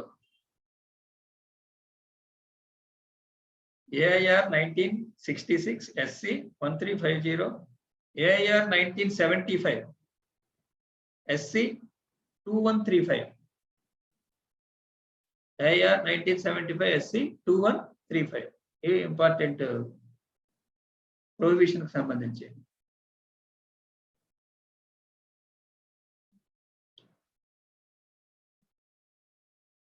Next కోవారెంట్. So మీకు కోవారెంట్ అంటే అర్థం ఏంటంటే షో యువర్ అథారిటీ. అంటే నువ్వు ఒక ఆఫీసు హోల్డ్ చేసావు, నువ్వు ఒక పబ్లిక్ ఆఫీస్, నువ్వు ఒక హెడ్ మాస్టర్, లేకపోతే నువ్వు ఒక college principal, government college principal అయ్యావు, లేకపోతే ఒక డిపార్ట్మెంట్ ఆఫీసర్ అయ్యావు వితౌట్ ప్రిస్క్రైబ్డ్ క్వాలిఫికేషన్. అర్హత లేకుండా నువ్వు ఒక పబ్లిక్ ఆఫీస్ ను హోల్డ్ చేస్తే అప్పుడు వేసే రిట్ని కోవారెంట్ అంటారు. అంటే show your authority. What is your authority to hold that public office అని చెప్పేదాన్ని కోవారెంట్. దీనికి కొన్ని గ్రౌండ్స్ ఉంటాయి. ఏంటో గ్రౌండ్స్, ఏ గ్రౌండ్స్ మీద మనం ఎప్పుడు వేయగలుగుతాం కోవారెంట్ అంటే, office must be public office. అంటే పబ్లిక్ ఆఫీస్ అయి ఉండాలి. ఇప్పుడు ఒక లా ఛాంబర్లో వచ్చి కూర్చున్నాడు అనుకోండి, ఆయన లా ఛాంబర్లో కూర్చున్నాడు అని వేయడానికి మనకు లేదా, ఇట్స్ ఏ ప్రైవేట్ ఆఫీస్. అదే ఒక ఎండోమెంట్ ఆఫీస్, డిపార్ట్మెంట్ కి సంబంధించి ఒక కమిషనర్ పోస్ట్ లోనో కూర్చున్నాడు, లేదు ఒక కమిషన్ కి చైర్మన్ గా కూర్చున్నారు, అది public office. When it office discharges duties of public, it is called public office. Next, public office must be substantive in nature. అంటే పర్ఫెక్ట్ గా పబ్లిక్ ఆఫీస్ అయి ఉండాలి. The person must be in actual position. అంటే position తీసుకుని ఉండాలి, ఆ public office లోకి వచ్చి ఉండాలి. రాకముందే, పొజిషన్ లో జాయిన్ అవ్వకముందే, లేకపోతే ఆ పొజిషన్ లోకి పొజిషన్ తీసుకోకముందే మనం కేసు వేయడానికి. ఉదాహరణ చెప్తాను. ఒక మన రీసెంట్ గా ఎస్సీ కమిషన్ కి చైర్మన్ పోస్ట్ గురించి హైకోర్టులో కేసు వేశాం, కోవారెంటో కేసు. ఆయనకి కావాల్సినటువంటి ప్రిస్క్రైబ్డ్ క్వాలిఫికేషన్స్ లేవని వేశాము. హైకోర్టు ఒక ప్యానల్ పిలిచి ఆ ప్యానల్లో సెలెక్ట్ చేయాల్సిన పద్ధతి ఉంది, ఆ పద్ధతి ప్రకారం ఫాలో అవ్వలేదు, ఈయన క్వాలిఫైడ్ కాదు కాబట్టి తీసేయమని చెప్పింది, తీసేశారు కోవారెంట్. ఆ తర్వాత మళ్ళీ ఆ గవర్నమెంట్ ఎక్సర్సైజ్ చేసి మళ్ళీ పెట్టింది, అది వేరే విషయం. సో కోవారెంట్ ఏదైనా ఒక పబ్లిక్ ఆఫీస్, ఏదైనా స్టాట్యూట్ ద్వారా రానివ్వండి, లా ద్వారా రానివ్వండి, కాన్స్టిట్యూషన్ ద్వారా రానివ్వండి, దీనికి సంబంధించి ఇంపార్టెంట్ కేసులు ఏంటంటే ఏఐఆర్ ఎస్సి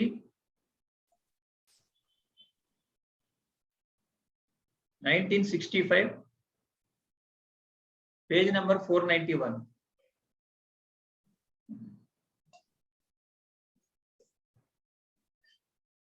జయలలిత కేసు కూడా ఉన్నది దీంట్లో, ఇంపార్టెంట్ కేసులో కోవారెంట్కి సంబంధించి. జయలలిత చీఫ్ మినిస్టర్ అయినప్పుడు వేయటం జరిగింది. దాని సైటేషన్ నా దగ్గర లేదు. అది కూడా జయలలిత కేసు కూడా ఇంపార్టెంట్. కోవారెంట్ ఎట్లా పడితే దొరుకుతుంది, మీరు చూడండి.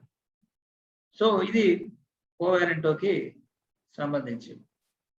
So these are the 5 important types of writ petitions. అయితే మీకు మనం రిట్ ఆఫ్ ఇప్పుడు ఒక ఆయన క్వశ్చన్ అడిగాడు, బ్యాంకు మీద కేసు వేయచ్చు అని. Yes we can file any bank సంబంధించి స్టాండింగ్ కౌన్సిల్స్ కూడా ఉంటారు. High court, state bank of India కానివ్వండి, ఇప్పుడు ఆంధ్ర బ్యాంక్ మెర్జ్ అయిపోయింది, ఇట్లా వీటికి కానివ్వండి, ఇలా. సో బ్యాంక్ మీద కూడా వేయచ్చు. మ్యాండమస్ కానీ ఇంకా అదర్ రిట్స్ కానీ, అదర్ గ్రౌండ్స్ ఏంటంటే ఇందాక నేను చెప్పినట్టు మాలిఫైడ్, ఇల్లీగల్, ఆర్బిట్రరీ, లేకపోతే డిస్క్రిమినేషను, ఇర్రేషనల్. ఇప్పుడు ఉదాహరణకి ఇర్రేషనల్ అనేది పాయింట్ వచ్చి, నార్మల్గా పాలసీ మ్యాటర్స్ లో, గవర్నమెంట్ కు సంబంధించిన పాలసీ మ్యాటర్స్ లో రిట్ ఎంటర్టైన్ చేయవు. అది గవర్నమెంట్ పాలసీ అండి అని చెప్తారు గవర్నమెంట్ ప్లేడర్లు కూడా. సపోజ్ ప్రైవేట్ ఎకానమీ చేయాలా అంటే బ్యాంకులు నేషనలైజ్ చేయాలా, లేకపోతే నేషనలైజ్ చేయకూడదా, లేకుంటే ప్రైవేట్ ఇండస్ట్రీస్ ని ప్రోత్సహించాలా, గవర్నమెంట్ ఇండస్ట్రీస్ ని ప్రోత్సహించాలా, ఇట్లాంటివన్నీ ఎకానమీకి కి సంబంధించినవి కానివ్వండి, కొన్ని పొలిటికల్ విషయాలు కానివ్వండి, పాలసీ మ్యాటర్స్ లో కోర్టుకి ఇంటర్ఫియరెన్స్ అవడానికి లేదు అంటారు. ఇక్కడ ఇర్రేషనాలిటీ అనే క్వశ్చన్ వచ్చినప్పుడు, ఇప్పుడు వ్యాక్సిన్ ఉంది, ఇప్పుడు కోవిడ్ వ్యాక్సిన్ ఉంది, నేను ఒక బిల్ వేసాను, టీచర్స్ అందరికీ వ్యాక్సిన్ ఇచ్చిన తర్వాతే స్కూల్స్ రీఓపెన్ చేయండి అని బిల్ వేసాను. గవర్నమెంట్ ఏమంటుంది, మాకు వ్యాక్సిన్స్ లేవు, ఉన్న వ్యాక్సిన్స్ ని అడ్జస్ట్ చేస్తున్నాం అని. మనం ఏమంటాం, ఉన్న వ్యాక్సిన్ అడ్జస్ట్ చేసేటప్పుడు మీరు ఈ వ్యాక్సిన్ ని ఎక్కువగా ఎవరికి ఉపయోగిస్తారంటే థర్డ్ వేవ్ వస్తుందేమో అని చెప్పి మేము థర్డ్ వేవ్ యాంటిసిపేట్ చేస్తూ కొంతమందికి ఇస్తున్నాము అన్నారు. మరి ఆల్రెడీ టీచర్స్ 550 మంది టీచర్స్ ఇప్పటికే చనిపోయి ఉన్నారు స్కూల్స్ కాలేజీలో పనిచేయడం ద్వారా, ఎలక్షన్ డ్యూటీ అంటే వాళ్ళకి ఎక్కువ ఎక్స్పోజర్ ఉంటుంది. సో ఎక్కువ ఎక్స్పోజర్ ఉన్న వాళ్ళు చనిపోవడానికి అవకాశం ఉంది. Already there is a list of 550 members, 550 deaths list ఉంది. మిగతా మీరేమో థర్డ్ వేవ్ వస్తుందేమో అని ఇస్తున్నారు, కానీ ఆల్రెడీ జరిగే ఎక్స్పెక్టేషన్ ప్రాక్టికల్ గా జరిగి చనిపోయిన వాళ్ళకి ఇవ్వట్లేదు. ఇక్కడ ఇర్రేషనల్. హైకోర్టు ఏమంటది, ఎవరికి వ్యాక్సిన్ ఇవ్వాలని నేనట్టు చెప్తాను, అది గవర్నమెంట్ పాలసీ. కానీ గవర్నమెంట్ పాలసీ రేషనాలిటీ లేకపోతే మీరు ఆల్రెడీ చనిపోయిన వాళ్ళని వదిలిపెట్టి, ఇంకా ఎక్స్పోజర్ అవుతున్న చనిపోవడానికి అవకాశం ఉన్న వాళ్ళని వదిలిపెట్టి ఏమి ఊహించి ఇంకొకరికి వేస్తారంటే ఎలా అంటే రేషనాలిటీ లేదు అనే పాయింట్ ని కనుక మనం డెమాన్స్ట్రేట్ చేస్తే ఆ పాయింట్ లో కూడా కోర్టులు ఇంటర్ఫియర్ అవడానికి అవకాశం. అదర్ పాయింట్ ఏంటంటే ప్రిన్సిపల్స్ ఆఫ్ న్యాచురల్ జస్టిస్. ఇది చాలా ఇంపార్టెంట్ డాక్ట్రైన్. అంటే ప్రిన్సిపల్స్ ఆఫ్ న్యాచురల్ జస్టిస్ అందరికీ మనకు బాగా తెలిసిందే. ఇందులో రెండే మెయిన్ గా, ఒకటి మనకి పాపులర్, ఒకటి అడి ఆల్టమ్ పార్టమ్, రెండోది బయాస్. ఈ రెండు ఎక్కువగా ఉంటాయి. అడి ఆల్టమ్ పార్టమ్ లో కూడా మళ్ళీ చాలా పార్ట్స్ ఉంటాయి. అంటే కేవలం అడి ఆల్టమ్ పార్టమ్ అంటే ఏంటి, నో పర్సన్ కండెమ్ అన్హర్డ్, అంటే అతను వాదన వినకుండా అతన్ని మనం శిక్షించకూడదు. అంటే వినటానికి ఆపర్చునిటీ టు హియర్ అనేది చెప్పాలి బిఫోర్ టేకిని. ఎప్పుడు ప్రిన్సిపల్స్ ఆఫ్ న్యాచురల్ జస్టిస్ వస్తాయంటే ఒక సివిల్ కాన్సిక్వెన్స్ ఉన్న విషయాన్ని, అంటే ఒక ఎఫెక్ట్ సివిల్ కాన్సిక్వెన్స్ జరిగే అవకాశం ఉన్న దాన్ని ప్రెజుడిస్ అయ్యే విధంగా, ఒక వ్యక్తి ప్రెజుడిస్ అయ్యే విధంగా ఏదైనా ఒక డెసిషన్ తీసుకుంటే అక్కడ ప్రిన్సిపల్స్ ఆఫ్ న్యాచురల్ జస్టిస్ ని అప్లై చేయాలి. అంటే నువ్వు ఒక వ్యక్తి మీద ఒక ఎలిగేషన్ చేసి ఉద్యోగంలోంచి సస్పెండ్ చేసి, before suspending such person you have to give notice, or you are demolishing a hut, or you are disposition from the land. So ఇవన్నీ ఏంటి, సివిల్ కాన్సిక్వెన్సెస్, క్రిమినల్ కాన్సిక్వెన్సెస్ కాదు, సివిల్ కాన్సిక్వెన్సెస్ ఉండి prejudice అవుతుంటే అతని rights of property కానీ, rights of personal liberty కానీ అవి ఇలా ఎఫెక్ట్ అవుతున్నప్పుడు you must put on him on notice ఇచ్చి చేయాలి. దాన్ని principles of natural justice. Notice ఒకటే ఇస్తే సరిపోద్దా, పర్సనల్ హీరింగ్ ఇవ్వాలి. డాక్యుమెంట్స్ పర్సనల్ హీరింగ్ ఇచ్చి, ఇప్పుడు సెక్షన్ 7 నోటీస్ ఇచ్చారు, ఆన్సర్ ఇమ్మన్నాం, ఆయన ఏదో కాగితం రాసి ఇచ్చాడు, thereafter we call him to hear, personal hear గా దాంట్లో ఉన్నది ఏంటో చెప్పు, నీకు నువ్వే చెప్పుకుంటావో చెప్పుకో. You give opportunity to personal hearing.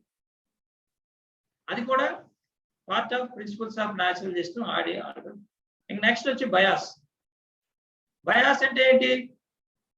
నువ్వు ఒక విషయాన్ని, డెసిషన్ ని ఎడ్యుడికేటరీ పవర్స్ ఇచ్చారు అధికారులకు. ఇందాక అనేక చెప్పుకున్నాం, అనేక యాక్ట్లు ఉన్నాయి. ఈ యాక్ట్ లో చాలా మంది అధికారులే ఆర్డర్స్ పాస్ చేస్తారు. మీరు మున్సిపాలిటీ యాక్ట్ కానివ్వండి, రెవెన్యూ యాక్ట్ కానివ్వండి, ట్యాక్స్ ఇన్కమ్ ట్యాక్స్ యాక్ట్లు కానివ్వండి, సెవరల్ అదర్ యాక్ట్స్, పట్టాదారు పాస్ పుస్తకాలు కానివ్వండి, అనేక చట్టాల్లో అధికారులకి ఎడ్యుడికేటరీ పవర్స్ ఉన్నాయి, మాసి జ్యుడిషియల్. అప్పుడు పాస్ చేసేటప్పుడు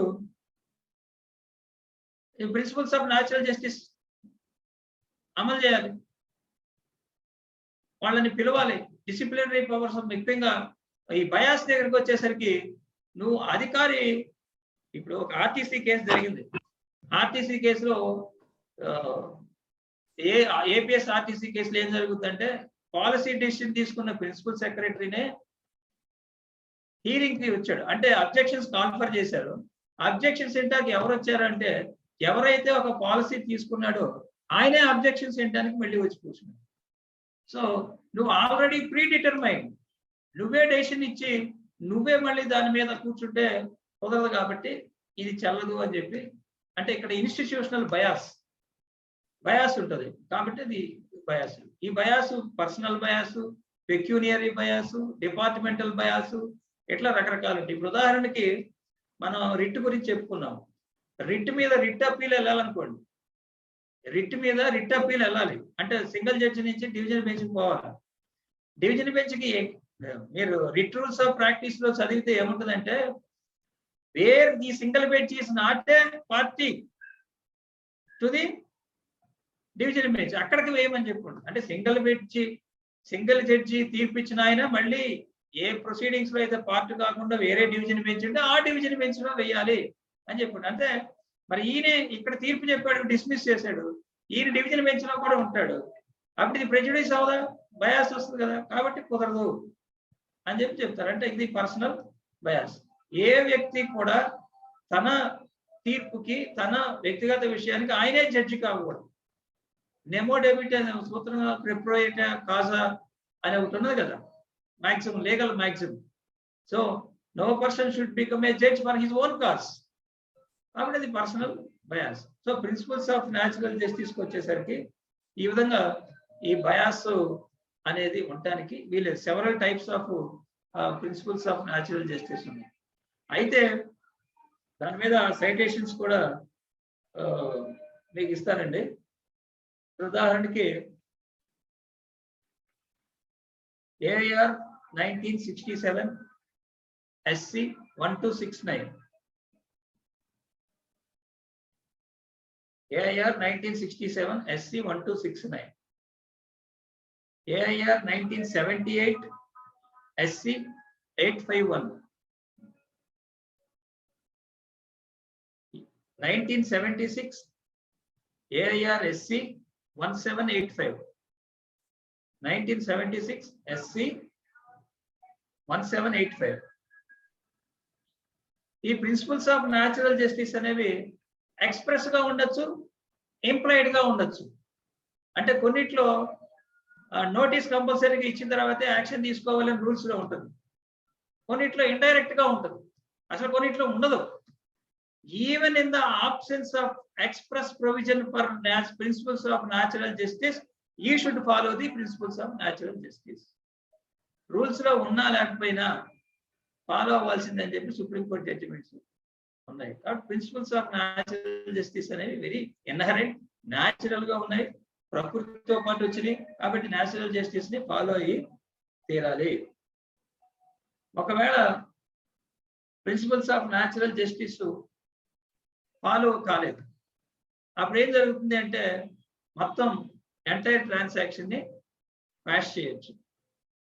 అన్లెస్ లిమిటేషన్ ఉంది. ఈ principles of natural justice limitation ఏంటంటే, సపోజ్ మీకు నోటీస్ ఇచ్చిన, మీకు అవకాశం ఇచ్చిన, there is no change in the situation, అప్పుడు మీరు principles of natural justice follow కాలేదండి అని చెప్పే గ్రౌండ్ మీకేమీ ఉండదు. Even if you principles of natural justice are followed, no difference in your situation, then what is it is only empty formality. కేవలం technical గా ఇవ్వలేదన్నారు కాబట్టి ఇచ్చారు కాబట్టి ఉపయోగం లేదు. అట్లా కాకుండా principles of natural justice follow అయితే ఖచ్చితంగా మీకు లాభం జరిగేటట్లేదు. ఖచ్చితంగా principles of natural justice follow అయ్యి తీరాల్సిందే. ఇది కూడా ప్రిన్సిపల్స్ ఆఫ్ న్యాచురల్ జస్టిస్ అనేది very important ground for filing writ of mandamus or several writs. అట్లాగే రిట్ ఆఫ్ మ్యాడమస్ కానివ్వండి, ఇవి ఆల్టర్నేటివ్ రెమెడీ ఉంటే ఎక్సర్సైజ్ చేయకూడదు అనేది సూత్రం. అంటే ఏంటి? డిస్క్రిషనరీ పవర్స్ అని ఎందుకంటారు ఈ రిట్స్ ని అంటే, ఒక రిట్ జారీ చేయాలంటే ఇప్పుడు మీరు రిట్ అఫిడవిట్ రాస్తారనుకోండి హైకోర్టులో కేసు వేసేటప్పుడు, there is no any efficient alternative remedy అని రాయాలి. Common para you should mention that there is no any other efficient efficacious alternative remedy. కాబట్టి నేను హైకోర్టుకు వచ్చాను అంటే exercising of article 226 power is extraordinary jurisdiction. So extraordinary jurisdiction ని ఎందుకు నేను ఎక్సర్సైజ్ చేయాలి? నీకు సివిల్ కోర్టుకి వెళ్ళొచ్చు, ట్రిబ్యునల్కి వెళ్ళొచ్చు, హైయర్ అథారిటీస్ దగ్గరికి వెళ్ళొచ్చు, అప్పీలేట్ దగ్గరికి వెళ్ళొచ్చు. అవన్నీ వదిలిపెట్టి హైకోర్టుకి ఎందుకు వచ్చావు నువ్వు? నాకు సమాధానం చెప్పంటే there is no efficient alternative. So అది రాయాలి మన కామన్ పారా. మీరు ఎక్కడ చూసినా ఉంటది, రిపీట్ చేయమని అడుగుతున్నారు. అంటే కామన్ పారాలో 2 రాయాలి హైకోర్టులో అఫిడవిట్ చేసేటప్పుడు. ఒకటి నాకు ఆల్టర్నేటివ్ రెమెడీ లేదనేది, రెండోది ఈ నేను ఏ రిట్టు ఇంతకు ముందు వేయలేదు, ఇంతకు ముందు రిట్ అంటూ వేయలేదు అని చెప్పి రాయాలి. So this is our common practice. So ఈ ఆల్టర్నేటివ్ రెమెడీ అనేది మళ్ళీ it's not a ground for not exercising the 226. Settled law ఏంటంటే ఆల్టర్నేటివ్ రెమెడీ ఉంటే కేసు వేయకూడదు అని చెప్పి ఏ చట్టంలో లేదు. దట్ మీన్స్ కాన్స్టిట్యూషన్ ఏం ప్రొహిబిట్ చేయట్లా. It is a self imposed restriction by high courts. Self imposed restriction by high courts తనంతట తామే దీన్ని వాళ్ళందరికీ వాళ్ళు రిస్ట్రిక్ట్ చేసుకున్నారు. కాబట్టి ఇప్పుడు అదర్ సైడ్ వాళ్ళు చెప్పొచ్చు వీళ్ళకి ఆల్టర్నేటివ్ రెమెడీ ఉందని. If it is not efficacious అప్పుడు ఆల్టర్నేటివ్ రెమెడీ అనేది పాయింట్ కాదు.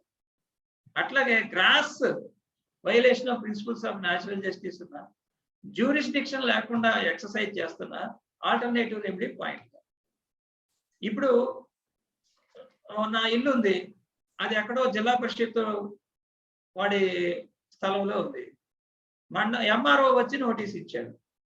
ఇప్పుడు ఇక్కడ ఏమవుద్ది? ఎంఆర్ఓకి జ్యూరిస్డిక్షన్ లేదు.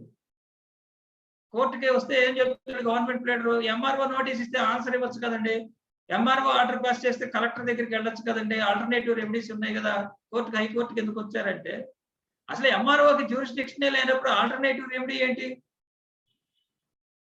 ఎంఆర్ఓ వాడి జ్యూరిస్డిక్షన్ ఉపయోగించి రెవెన్యూ మ్యాటర్ మీద నువ్వు ఆర్డర్ ఇస్తే నేను కలెక్టర్ దగ్గరికి వెళ్తా. జ్యూరిస్డిక్షన్ లేకుండా ఇస్తే నేను ఎందుకు వెళ్ళాలి? సో ఇలాంటి విషయాల్లో ఆల్టర్నేటివ్ రెమెడీ అనేది పనిచేయదు. It is only description of the again high court. కాబట్టి ఆల్టర్నేటివ్ రెమెడీ అనేది it is not a bar. But effective alternative remedy ఉంటే మాత్రం వెళ్ళి తీరాల్సిందే వాటికి.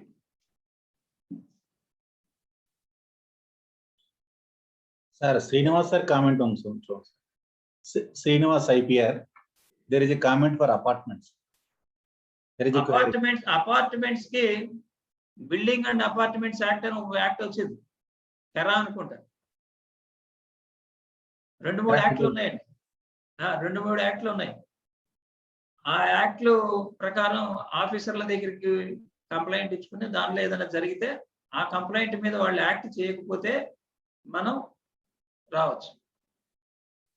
Many apartments which are being built with basement apartments and by deviating the approved plans, also municipality seems to be regularizing them by taking fees. taking into consideration the person who is residing in regularized apartment had become a legal owner of the property. Once penalise చేస్తే పాపం క్షమించినట్టేనండి, మనం చేయగలిగిందేమో లేదు. Penalise చేయడానికి మున్సిపాలిటీకి power ఉన్నది. అయితే penalise చేయడానికి కూడా అవకాశం లేని ప్రొవిజన్స్ ఉన్నాయి మున్సిపాలిటీలో. సపోజ్ సెల్లర్ ఉంది, seller should not be regularised. Cellar, if you construct something in cellar, it should not be regularized. A penalization scheme ప్రకారం కూడా cellar ని రెగ్యులరైజ్ చేయకూడదు. ఎందుకంటే cellar meant for parking. There is no parking, there is no apartment. Thank you sir. ఆయన doubt అదే sir, cellar లో కనుక construction జరిగి అది రెగ్యులర్ చేసేస్తే you will be the owner. ఆయన డౌట్ అదే. It is clear sir. Thank you. అక్కడ ఉందా సెల్లార్ అని రాశారు? Yes sir. ఆయన బేస్మెంట్ అన్నారు sir. Cellar. Thank you. No question of regularization of cellar. Thank you. అట్లాగే కామన్ ఏరియాస్ ఉంటాయి. పార్కుల కోసం, కమ్యూనిటీ పర్పస్ కోసం ఉపయోగించిన కామన్ ఏరియాస్ ఉంటాయి. ఆ కామన్ ఏరియాస్ ని ఎంకరేజ్ చేసి షాపులు కట్టేసేసి దాన్ని మళ్ళీ రెగ్యులరైజేషన్, పెనలైజేషన్ పెట్టుకోకూడదు. అది చెల్లదు.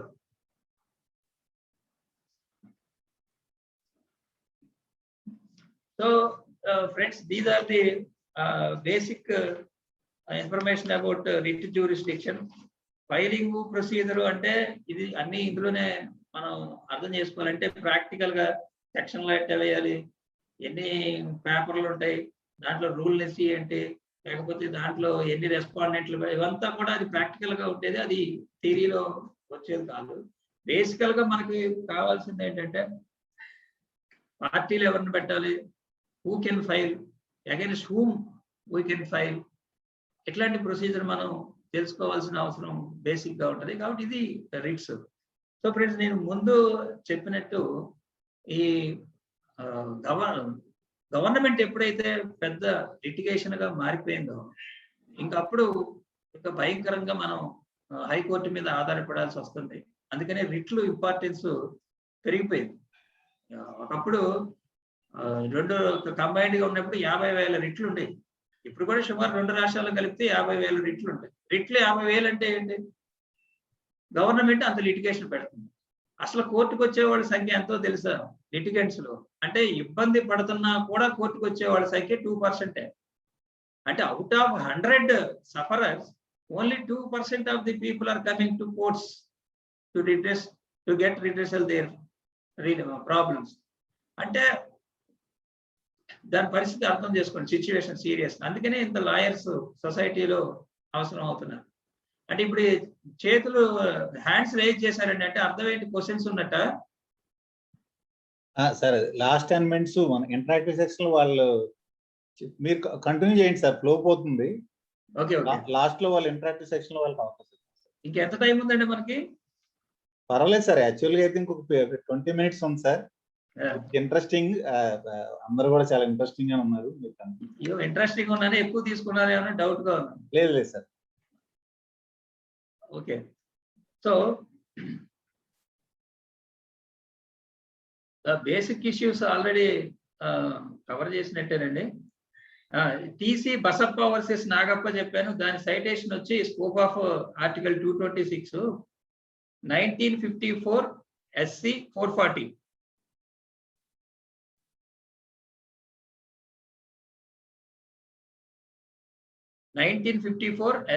SC అంటే SC అంటే ARSC అనండి, 440 పేజ్.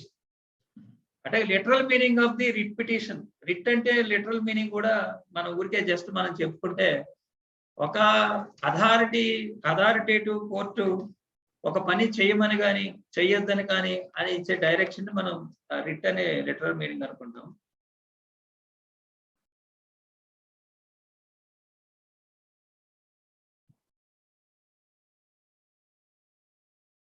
మీకు పోతే రిట్స్ జారీ చేయడానికి కొన్ని అదర్ గ్రౌండ్స్ ఉన్నాయి. అంటే doctrine of legitimate expectation, doctrine of public accountability, ఇట్లాంటివి ఉన్నాయి.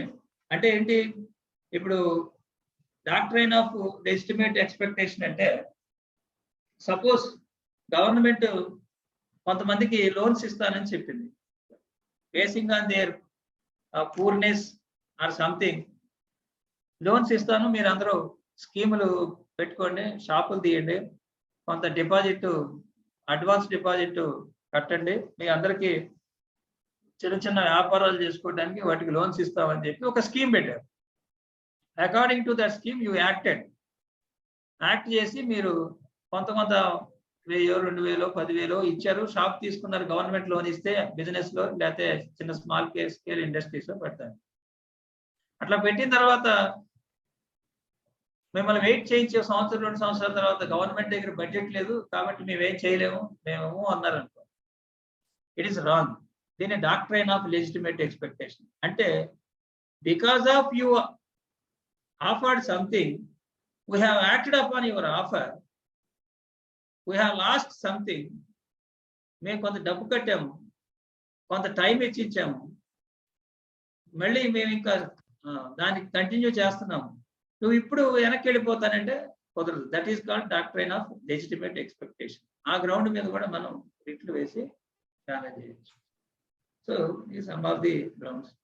ఇంకేదైనా ఉంటే మనం చూసుకో. అయితే నేను చెప్పదలుచుకుంది ఏంటంటే ఫ్రెండ్స్, లాయర్స్ కి సొసైటీలో బోల్డ్ అంత రోల్ ఉన్నది. ఇప్పుడు పర్టికులర్ గా మీ అంతా క్లాస్ ఒకటే చెప్పి నేను చెప్పాల్సింది 2-3 విషయాలు చెప్పకపోతే తప్పదు. ఎందుకంటే ఇప్పుడు ఉదాహరణకి మనకి కోవిడ్ ఉంది. కోవిడ్ చాలా సీరియస్ పాండమిక్ గా తయారయ్యి ఇంత భయంకరమైన పరిస్థితుల్లో కొన్ని లక్షల మంది చనిపోతుంటే వీ కెన్ యాక్ట్. ఇప్పుడు దాకా మనం చెప్పుకున్నట్టు కొన్ని చేయొచ్చు. ఉదాహరణకి పబ్లిక్ ఇంట్రెస్ట్ లిటిగేషన్స్ చూసినప్పుడు 2009లో నేను ఒక పబ్లిక్ ఇంట్రెస్ట్ లిటిగేషన్ వేశాను. ఏంటో తెలుసా అంటే, దాన్ని కందిపప్పు ధర పెరిగిందని. కందిపప్పు ధర 100 రూపాయలు అయిపోయింది అప్పుడు 2009లో. దాని మీద బిల్ వేస్తే నా పేరుతోనే వేశాను. వేస్తే చీఫ్ జస్టిస్ ఏమన్నాడు తెలుసా, దిస్ ఈజ్ రియల్ పిల్లర్. ఎందుకని కందిపప్పు ధరకి హైకోర్టు ఏంటంటే is there link is there. కందిపప్పు ధర పెరిగితే హాస్టల్ విద్యార్థులు తిండి ఉండదండి. ఎందుకంటే హాస్టల్ విద్యార్థులకు పెట్టేది పప్పే. హాస్టల్స్ కానివ్వండి, పేదవాళ్ళు కానివ్వండి, ఓన్లీ పప్పు తాగి చారు బతికే వాళ్ళు ఉంటారు. తర్వాత it is failure of the administrative. ధరలు పెరుగుతున్నప్పుడు ఇంతకు మించి పెంచకూడదని చెప్పి మార్కెట్ రెగ్యులేషన్స్ ఉన్నాయి అగ్రికల్చర్ యాక్ట్ లో. దాన్ని మీరు ఎక్సర్సైజ్ చేయలేదు. ఎక్సర్సైజ్ చేస్తున్నట్టయితే, రెగ్యులేషన్ ఆర్డర్స్ ఇచ్చినట్టయితే ధర పెరగదు. బ్లాక్ మార్కెటింగ్ మీద, హోర్డింగ్స్ మీద మీరు దాడి చేసి చేయదు. దాన్ని చేసి అట్లాగే ఇప్పుడు హ్యూమన్ రైట్స్ కమిషన్ మన రాష్ట్రం 5 సంవత్సరాలుగా లేదు. 2016 నుంచి ఎమ్మడిపడి కనీసం 6 పిటిషన్స్ ఫైల్ చేసి ఉన్నాయి. ఈ రోజు ముందు సాంబర్ శ్రీనివాస్ గారు చెప్పారు, ఈ రోజు హ్యూమన్ రైట్స్ కమిషన్ ఆఫీస్ వచ్చింది. అంటే చైర్మన్ మెంబర్స్ లేరని 4 ఏళ్ళు పోట్లాడితే చైర్మన్ మెంబర్స్ పెట్టారు. చైర్మన్ మెంబర్స్ పెట్టిన తర్వాత ఆఫీస్ పెట్టలేదని 3 నెలలు వెయిట్ చేసి కొన్నాళ్ళు పోట్లాడితే ఇప్పుడు ఆఫీస్ పెట్టారు. అట్లాగే ఇప్పుడు కోవిడ్ మీద actions central government preventive steps కనుక తీసుకున్నట్లయితే ఈ రోజు ఇన్ని లక్షల మరణాలు ఉండేవి కావు. సెంట్రల్ గవర్నమెంటే 23 మార్చి పబ్లిక్ గ్యాదరింగ్స్ చేయొద్దని ఒక జీవో ఇచ్చింది, రెగ్యులేషన్స్ ఇచ్చింది. అది అమలు కాల. 23 ఏప్రిల్ దాకా అమలు జరిగింది. ఈలోగా ఇన్స్పెక్షన్ స్ప్రెడ్ అయింది. దాని మీద మనం బిల్ వేసాం. అంటే ఎక్కడికప్పుడు మనం లాయర్స్ గా మనకి రూల్స్ తెలుసు కాబట్టి అలర్ట్ చేస్తుంటే కొంత రిజల్ట్, మొత్తం చేయలేకపోయినా కొంత రిజల్ట్. అట్లాగే మనం లోకల్ ఏరియాలో లీగల్ సర్వీస్ అథారిటీస్ ఉన్నాయి, వాటిని ఉపయోగించుకోవాలి. వాటిలో కంప్లైంట్లు వేయాలి. లీగల్ సర్వీస్ అథారిటీ వాళ్ళు ఒక స్కీమ్ ఉన్నది. వాళ్ళు ఏంటంటే డిజాస్టర్ మేనేజ్మెంట్ స్కీమ్ అని ఒకటి ఉన్నది. అంటే డిజాస్టర్స్ ఇట్లాంటివి వచ్చినప్పుడు ఏదైనా విక్టిమ్స్, డిజాస్టర్ విక్టిమ్స్ కి హెల్ప్ చేయడానికి కానివ్వండి, గవర్నమెంట్ తో కోఆపరేట్ చేసి ఇమ్మీడియట్ గా మెడికల్ ఫెసిలిటీ, లేకపోతే హాస్పిటల్ ఫెసిలిటీ, ఫుడ్ ఇట్లాంటివి ప్రొవైడ్ చేయడానికి లీగల్ సర్వీస్ అథారిటీకి ఒక స్కీమ్ ఉంది. కానీ పాండమిక్ వచ్చి దగ్గర నుంచి దాన్ని వాళ్ళు ఇంప్లిమెంట్ చేయట్లేదు. నేను 100 సార్లు ఫోన్ చేసి అడిగితే మా దగ్గరికి వస్తే మేము చేస్తున్నామండి అంటున్నాం. కానీ లీగల్ సర్వీస్ అథారిటీ ఒకటి ఉందని, అక్కడికి వచ్చి కంప్లైంట్ ఇవ్వాలని ఎంతమందికి తెలుస్తుంది? ఏ హాస్పిటల్స్ లో అయితే ప్రాబ్లమ్స్ ఉన్నాయో ఆ హాస్పిటల్ దగ్గర మీ లీగల్ సర్వీస్ అథారిటీ ఫోన్ నెంబర్లు పెట్టండి అని చెప్తున్నా నేను. అట్లా మన లాయర్లు కాబట్టి మనకు తెలుసు కాబట్టి ఈ లోకల్ లీగల్ సర్వీస్ అథారిటీస్ ని కొంచెం యాక్టివేట్ చేసి వాళ్ళ ఫోన్ నెంబర్లు అన్ని హాస్పిటల్స్ దగ్గర పెడితే, ఈ హాస్పిటల్స్ లో ఆక్సిజన్ అందకపోయినా, మెడిసిన్ అందకపోయినా లేదు ఎక్కువ ఫీజులు వసూలు చేస్తున్నాం, వాళ్ళు దాన్ని తీసుకెళ్ళి వాళ్ళకి చెప్పడానికి అవకాశం ఉంటుంది. కాబట్టి మనం మన లాయర్స్గా మన సర్వీస్ మనం చేసిన వాళ్ళు. మనం నెల్లూరులో కొంతమంది చేస్తున్నారు.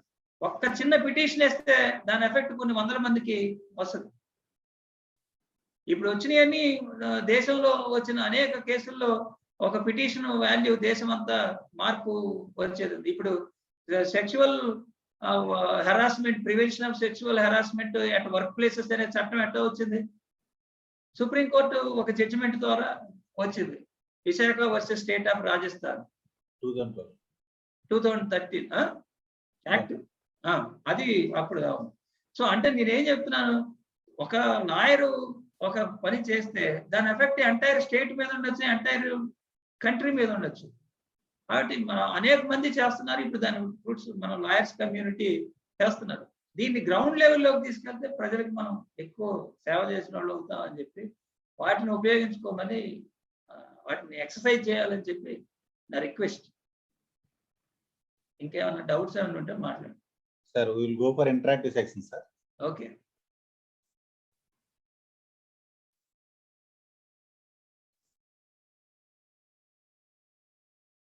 సార్ ప్యానల్ మెంబర్స్ అందరూ అన్మ్యూట్ చేసుకోవచ్చు, అలాగే మీ వీడియోస్ ఆన్ చేసుకొని మీ డౌట్స్ కానీ ఏదైనా మీ సజెషన్స్ కానీ మీరు ఎక్స్ప్రెస్ చేస్తారు. Please sir, all the panel members is requested to raise their. Yes, sir. Can I ask one question? Not question, just I appreciate just a bit. Suresh sir. Please, Yes sir. Suresh garu namaskaram. నమస్తే sir, చెప్పండి sir. నా పేరు Prabhakar. Sir చెప్పండి. నేను చూశాను, మిమ్మల్ని చాలాసార్లు కలిసాము. అది మచిలీపట్నం. సార్, గుడిసే నరసింహరావు క్లాస్మేట్, మనం కలిసాము.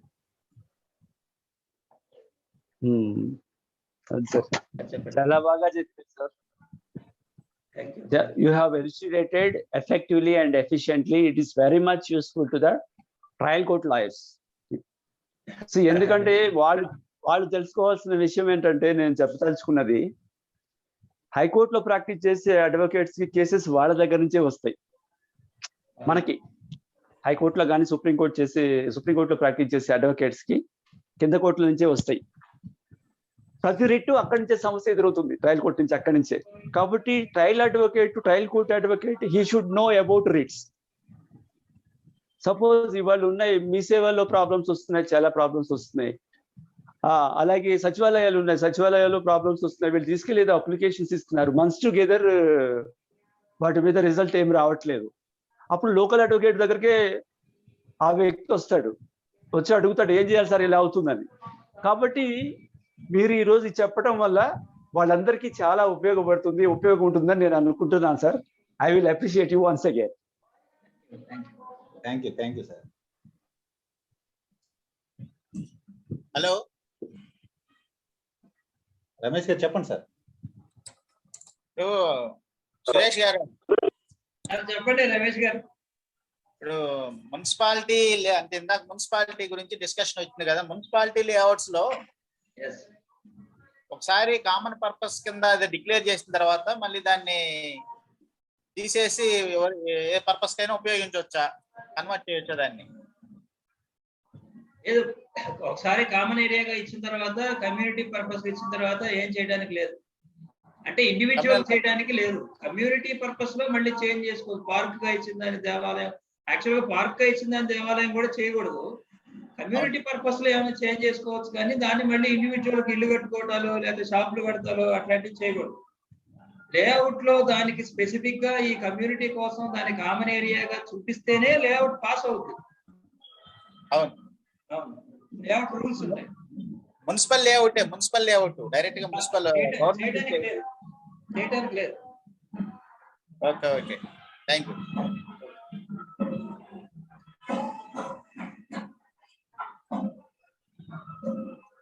Sir, good evening, sir. Srinivas, sir. Good evening, చెప్పండి బ్రదర్. ఇప్పుడు బేసికలీ సార్ నా క్వశ్చన్ ఉంది.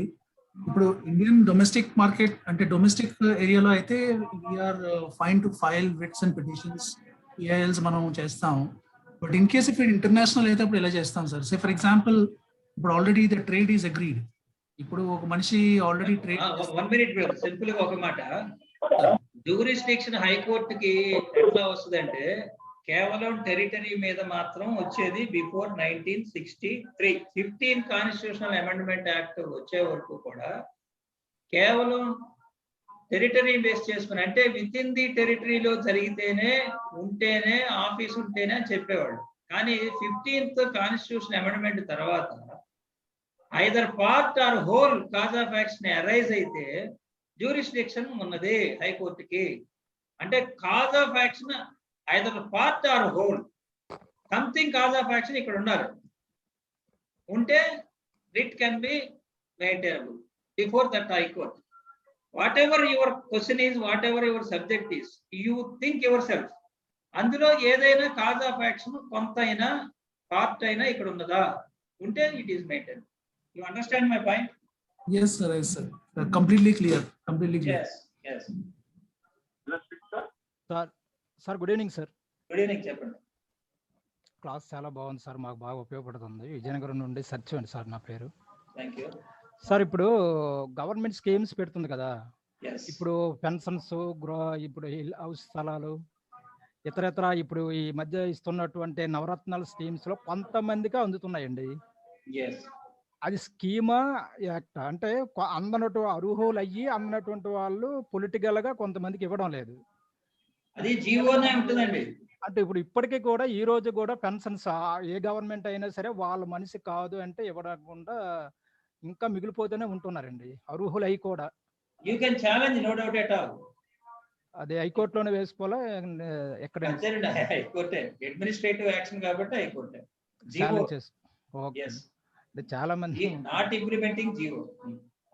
Okay sir, thank you sir. Thank you. Good evening. Good evening, చెప్పండి. పద్మనాభన్ సార్. పద్మనాభం గారు చెప్పండి. సార్ కొద్దిగా లిమిటేషన్ ఆస్పెక్ట్స్ లో రిస్క్ ఉంది. లిమిటేషన్ అంటే లిమిటేషన్ అంటే హైకోర్టుకి రిట్కి వేయడానికి లిమిటేషన్ ఏం లేదండి. కానీ as far as possible, as expeditiously as possible, if you approach the high court you will get good result. Or otherwise delay and laches అనే కాన్సెప్ట్ అది చెప్పడం మర్చిపోయాను. డిలే అండ్ లాచెస్ అంటే ఇనార్డినేట్ డిలే చేసి హైకోర్టుకి ఎప్పుడో తీరుబడిగా 4 సంవత్సరాలు, 5 సంవత్సరాలు, 6 సంవత్సరాల తర్వాత వచ్చి నాకు ఫండమెంటల్ రైట్ ఉంది ఎక్సర్సైజ్ చేయదు అంటే హైకోర్టు ఎక్సర్సైజ్ చేయదు.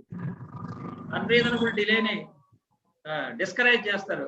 లాచెస్, నెగ్లిజెన్స్, ఈ delay and latches is a very good ground for refusal of the writ. వీలైనంత వరకు ఎంత తొందరగా వస్తే అంత మంచిది. దట్ రీజనబుల్ టైంలో రావాలి.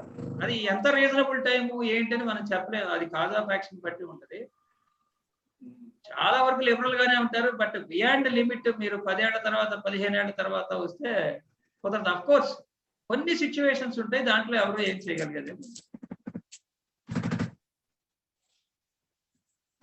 అదే స్టాట్యూట్ లో లిమిటేషన్ ఉంటే కొన్ని డైరెక్ట్ గా ఉంటాయండి. ఇప్పుడు ఈఎస్ఐ యాక్ట్ ఉంది అనుకోండి, ఈఎస్ఐ యాక్ట్ డైరెక్ట్ హైకోర్టుకి అప్పీల్ ప్రొవిజన్ ఉన్నది.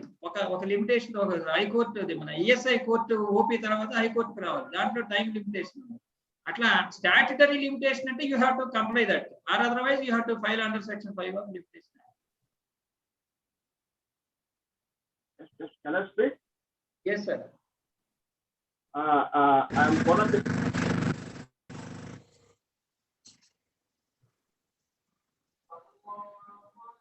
Kona Krishna Yelo. సార్ చెప్పండి సార్. కృష్ణారావు గారు మీరు యాక్టివ్ గా ఉంటారు కదా అన్నిటి. Habeas corpus petition ఒక హైకోర్టు వేసుకోవడం అన్నది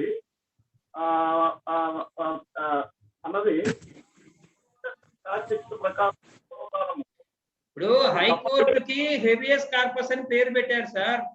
Who prevent you to file before legal service authority? You can file before legal service authority. We are not exercising such powers. You file petition before district legal service authority. So nowadays,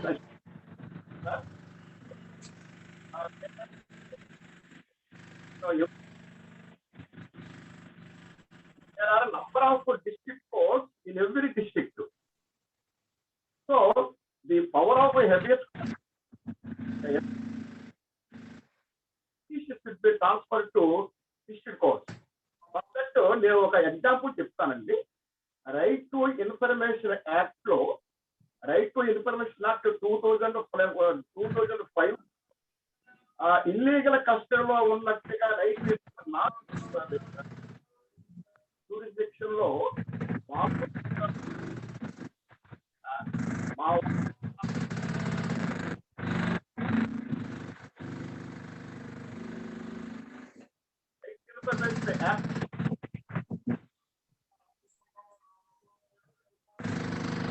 sir me voice correct గా లేదండి, మీ దగ్గర voice break అవుతుంది, correct చెప్పండి. చూడండి ఒకసారి మీ phone ఒకసారి చూడండి sir.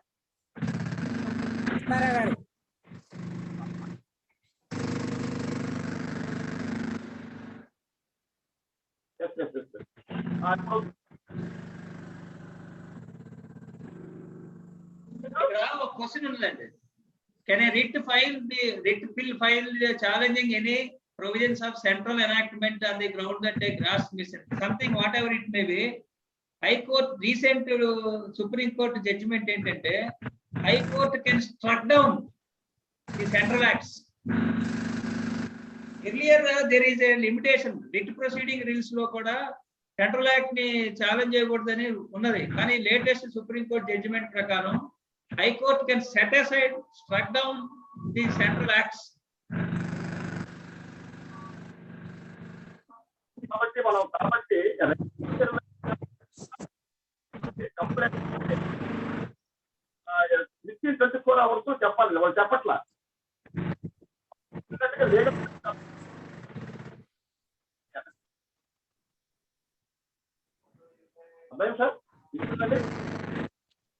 Sorry sir, మీ audio disturbance ఉంది, వేరే వాళ్ళకి ఆపర్చునిటీ ఇద్దాం sir.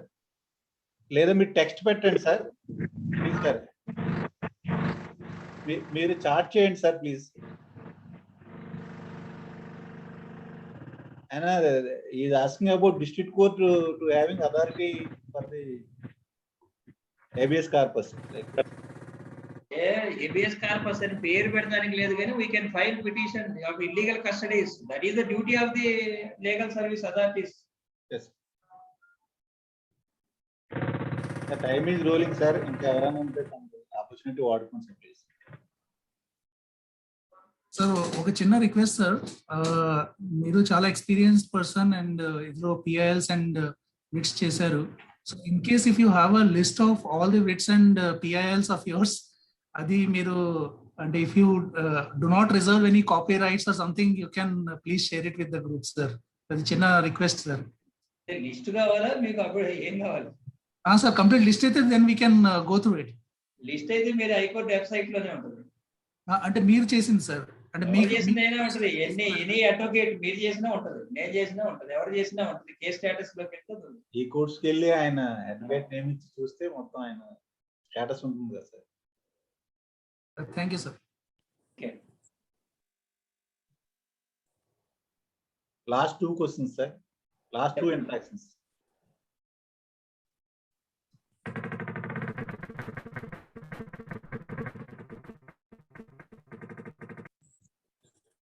Oppo A53s network bandwidth is very low sir. మీరు ఇంటరాక్ట్ అయితే మాకు డిస్టర్బ్ అవుతాం సార్. ఇప్పుడు మీరు చెప్పిన ఈ మొత్తం దీన్ని బట్టి we have already got charged up and encouraged. So in case మీ తలక టైమ్ స్టూడియోలో ఏమైనా చెప్పగలిస్తే for giving such advises, it will be very helpful sir. అంటే ఏ టైంలో మీకు కాల్ చేస్తే మీరు అవైలబుల్ ఉండి మాకు హెల్ప్ చేయగలుగుతారండి.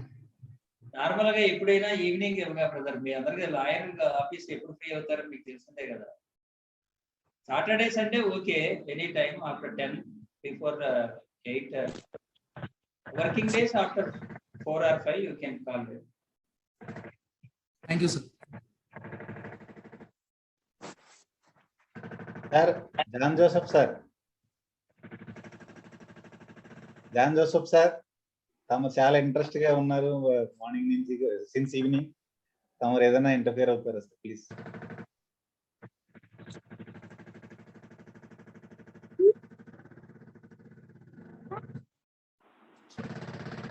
దుల్లా శివాజీ గారు ఏదో ప్రశ్న అడిగారు, దానికి మీనింగ్ ఆయన అడగకుండా క్లారిటీ ఇవ్వమండి. రామరెడ్డి గారు. సార్ డి శివాజీ గారు సార్ ఆస్కర్. నమస్తే సార్, నా పేరు శివాజీ అండి, కాకినాడ బాబు. సార్ ఇప్పుడు చాలా మంది చాలా ఐటమ్స్ మీద బిల్స్ వేయడానికి ఇంట్రెస్ట్ ఉంటుంది, బట్ ఆల్రెడీ ఫైల్ అయిందా, ఫైల్ అయ్యి దాని మీద తెలుసుకోవడం రిపాజిటరీ ఏదైనా ఉందా ఆన్లైన్ లో, so that you can get a solution. అట్లా కాదండి, ఇప్పుడు తాజా ఫ్యాక్షన్ ఇప్పుడు సర్వైవ్ అయ్యి ఉంటే మీరు వేసుకోవచ్చు. Okay sir. తాజా ఫ్యాక్షన్ సర్వైవ్ ఉందా, ఇప్పుడు మీకు బర్నింగ్ ఇష్యూ అనుకోండి, ఎప్పుడో ఎక్కడో ఎవరో వేసుంటే how you can be prevented. Okay okay. There is no such prevention of course. కాకపోతే ఇప్పుడు రిపిటేషన్స్ కాకుండా ఇప్పుడు కోవిడ్ ఉందనుకోండి, కోవిడ్ మీద ఆల్రెడీ 8-9 కేసులు నడుస్తున్నాయి. ఇప్పుడు అదే ఇష్యూ మీద మళ్ళీ మీరు కేసు వేస్తారంటే రిప్లికేషన్. చీఫ్ జస్టిస్ గారు చాలా సీరియస్ గా ఉన్నాడు. నో రిప్లికేషన్ అంటున్నాడు, నో క్వశ్చన్ ఆఫ్ రిప్లికేషన్ అంటున్నారు ఆయన. ఆ పెనాల్టీస్ అయ్యి అవాయిడ్ చేయడం కోసం ఎక్కడైనా మనకి రెఫరెన్స్ ఉందనుకోండి, so that we can add. అది రెగ్యులర్ గా ఇప్పుడు everything is on your our plate brothers. ఇప్పుడు నేను ఒక విషయం చెప్తా అనుకున్నా, యాక్చువల్ అందరికీ కూడా.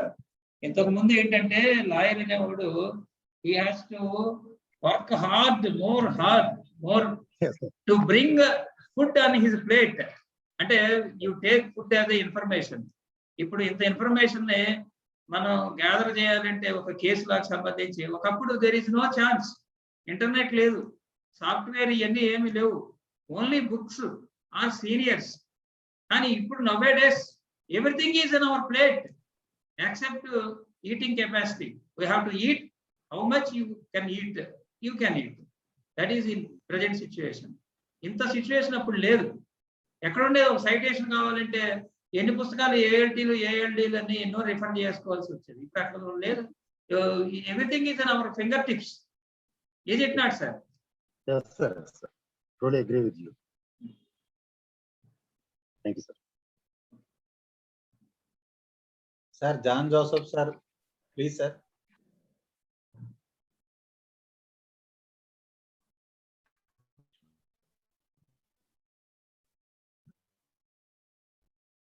సుబ్రహ్మణ్య గారు, జిఎస్ఎం గారు.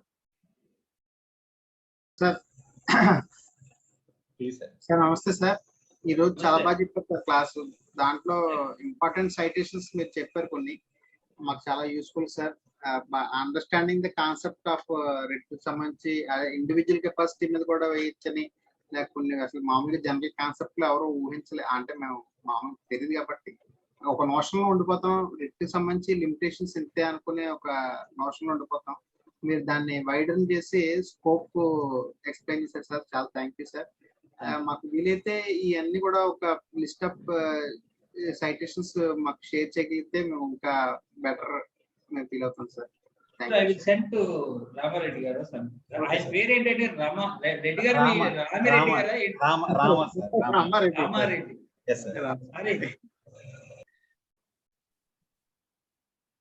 Sir, any questions sir? Can I conclude the meeting? Sir, Suresh Kumar garu, thank you very much sir. Since 3 hours, 2.5 hours మీరు మాకు టైం స్పెండ్ చేసి మీరు అడిగిన వెంటనే మీరు మాకు ఒక అవకాశాన్ని ఇచ్చి చాలా చాలా అందమైన ఈవినింగ్ ని మాకు వాల్యూ ఇచ్చారు సార్.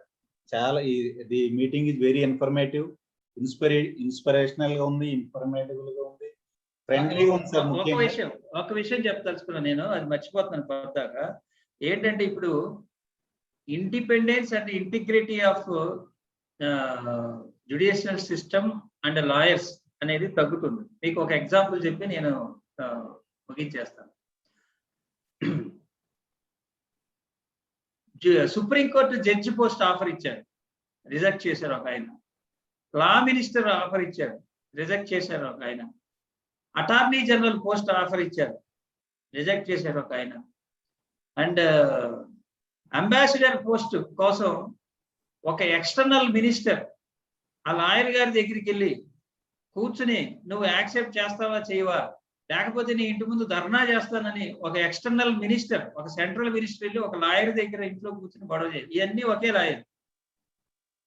ఒకే లాయర్ కి అటార్నీ జనరల్ పోస్ట్ వచ్చింది, సుప్రీంకోర్టు జడ్జి పోస్ట్ వచ్చింది, లా మినిస్టర్ పోస్ట్ వచ్చింది, ఎన్ని వచ్చినా ఆయన రిజెక్ట్ చేశాడు. ఇందిరాగాంధీకి అలహాబాద్ కేసులో ఓడిపోతే అలహాబాద్ కోర్టులో హైకోర్టు సుప్రీంకోర్టులో వేసి స్టే తెచ్చి ఇమ్మీడియట్ గా ఆవిడ ఎమర్జెన్సీ పెట్టగానే ఆ కట్ట ఆవిడకి ఇచ్చేసాడు, వెనక్కి కొట్టేశాడు. నాకు అక్కర్లేదు, నువ్వు your putting emergency, your fundamental rights violate చేస్తున్నావు అని చెప్పి ఇచ్చేసాడు.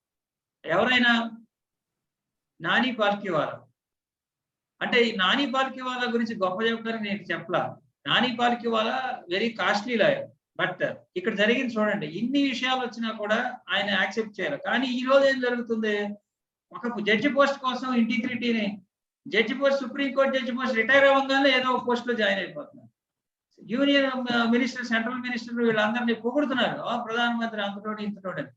Integrity and independence of judicial system ఉండాలి. ఎందుకంటే నేను చెప్పినట్టు ఇంటెన్సివ్ గవర్నమెంట్ వచ్చేసిన తర్వాత పోలీసులు, ఈ గవర్నమెంట్ ఎంత భయంకరంగా ప్రజల మీద ఇది జరుగుతూ ఉంటే అథారిటీని ఆర్బిటరీగా ఎక్సర్సైజ్ చేస్తుంటే, ఇండిపెండెంట్ జ్యుడిషియరీ కనుక లేకపోతే మనం ఈ జ్యుడిషియరీ ద్వారా fundamental rights of the citizens ని మనం ప్రొటెక్ట్ చేయలేము. We cannot protect the fundamental rights. అందుకని we have to encourage independence and integrity of the judicial system. ఇది ఒకటి నేను చెప్పదలుచుకున్నా ఫ్రెండ్స్. మీరు మనం కూడా లాయర్లుగా ఉన్నప్పుడు మనం కూడా అనేక విషయాల్లో ఇలాంటి ఇంటిగ్రిటీని ప్రొటెక్ట్ చేయడానికి మీరు అందరూ కోఆపరేట్ చేయాలని నేను కోరుతున్నాను. అంటే ఎక్కడైనా కూడా ఇంటిగ్రిటీకి, లాయర్స్ యొక్క క్రెడిబిలిటీకి, రెస్పెక్ట్ కి తక్కువ చేసే విధమైన ఏ పద్ధతులు ఉన్నా వాటిని మనం అవాయిడ్ చేస్తే we can get good result in the society, for good reputation for our profession. That is only my request. Thank you. Yes sir, yes sir. Sir, advocate is a social engineer అన్న పదానికి simple example sir మీరు. Thank you, thank you. చాలా inspire అయ్యాను sir ఈరోజు. చాలా informative and inspirational, motivational, friendly. మీరు చాలా friendly language లో చాలా మంచి ఇన్ఫర్మేషన్ ఇచ్చున్నారు sir. Thank you very much sir. ఇప్పటి వరకు మాకు జరిగిన మీటింగ్ లో this is the best meeting sir. చాలా యూజర్ ఫ్రెండ్లీగా ఉంది. యాక్చువల్లీ మాకు రిట్ జ్యూరిస్డిక్షన్ కోసం కానీ రిట్ మీద ఇంత విశాలమైన నాలెడ్జ్ ఇంతవరకు మేము సంపాదించలేదు సార్. ఎప్పటికప్పుడు చదువుకున్నా కూడా అది కన్ఫ్యూజింగ్ సెషన్, కంప్లీట్ గా కన్ఫ్యూజింగ్ ఉంటుంది. తమరు ప్రాక్టికల్ గా అక్కడే మీరు ప్రాక్టీస్ లో ఉన్నారు కాబట్టి చాలా వివరణ ఇచ్చారు సార్. ఇది మాకు లోవర్ కోర్ట్ అడ్వకేట్స్ కి ఎంత ఉపయోగం అంటే, ఏదైనా డౌట్ వస్తే మేము మళ్ళీ ఎవరో హైకోర్టు అడ్వకేట్ చేసి ఈ రిట్ ని ఎలా వేయొచ్చు, మాకు తెలిసిన ఒకటే, స్టే వస్తుందా సార్? అంటే జనరల్ చెప్తున్నాను సార్, నా గురించి చెప్పుకుంటే ఇబ్బంది ఉన్నది కాబట్టి చాలా ఉపయోగపడింది సార్ ఇవాళ తమ క్లాస్. ఇంత మంచి క్లాస్ ని మీ ద్వారా మాకు అందించిన సంపత్ శ్రీనివాస్ గారికి, మీకు, మా సుబ్రహ్మణ్యం గారికి, అలాగే ప్యానల్లో ఉన్న సీనియర్ అడ్వకేట్స్, ఇవాళ చాలా పెద్ద పెద్ద అడ్వకేట్స్ అందరూ, కొన్ని నేమ్స్ అంటే నేను మెన్షన్ చేయకూడదేమో, చాలా మంచి అడ్వకేట్స్ అందరూ పార్టిసిపేట్ చేశారు. ఇది నిజంగా మా ఫ్రైడే మీటింగ్ ఇంత మంచి సక్సెస్ అవడానికి మీ స్పీకర్సే కారణం sir. Behind the meeting sir, behind the success Sampath Srinivas గారు, జి సుబ్రహ్మణ్యం గారు, మన శ్రీనివాస్ సార్, మర్రా శ్రీనివాస్ సార్, అలాగే మన హైకోర్టు అడ్వకేట్ గారు ప్రభాకర్ గారు ప్రతి మీటింగ్ పార్టిసిపేట్ చేస్తున్నారు. ఆయన మా కాకినాడ బార్ నుంచి వెళ్ళి సుప్రీంకోర్టులో ఆయన ప్రాక్టీస్ చేస్తూ కూడా ఈవేళ మన క్లాస్ విన్న వెంటనే మేము ఎప్రిషియేట్ చేయడమే కాకుండా, శరారుద్దీన్ గారని సుప్రీంకోర్టు ఫ్రైడే మీటింగ్ కండక్ట్ చేస్తారండి. ఆయన ఎన్యాక్ట్ అవి చాలా మంచి క్లాసెస్ ఇచ్చారు. ఆయన కూడా మాకు ఎంగేజ్ చేస్తానని ఆయన మాట ఇచ్చున్నారు. అలాగే ప్రభాకర్ గారు కూడా కొంచెం ఆయన ఇప్పుడు బిజీ షెడ్యూల్ ఉన్నారు, అయిన తర్వాత ఆయన కూడా ఒక క్లాస్ తీసుకుంటున్నారు సార్.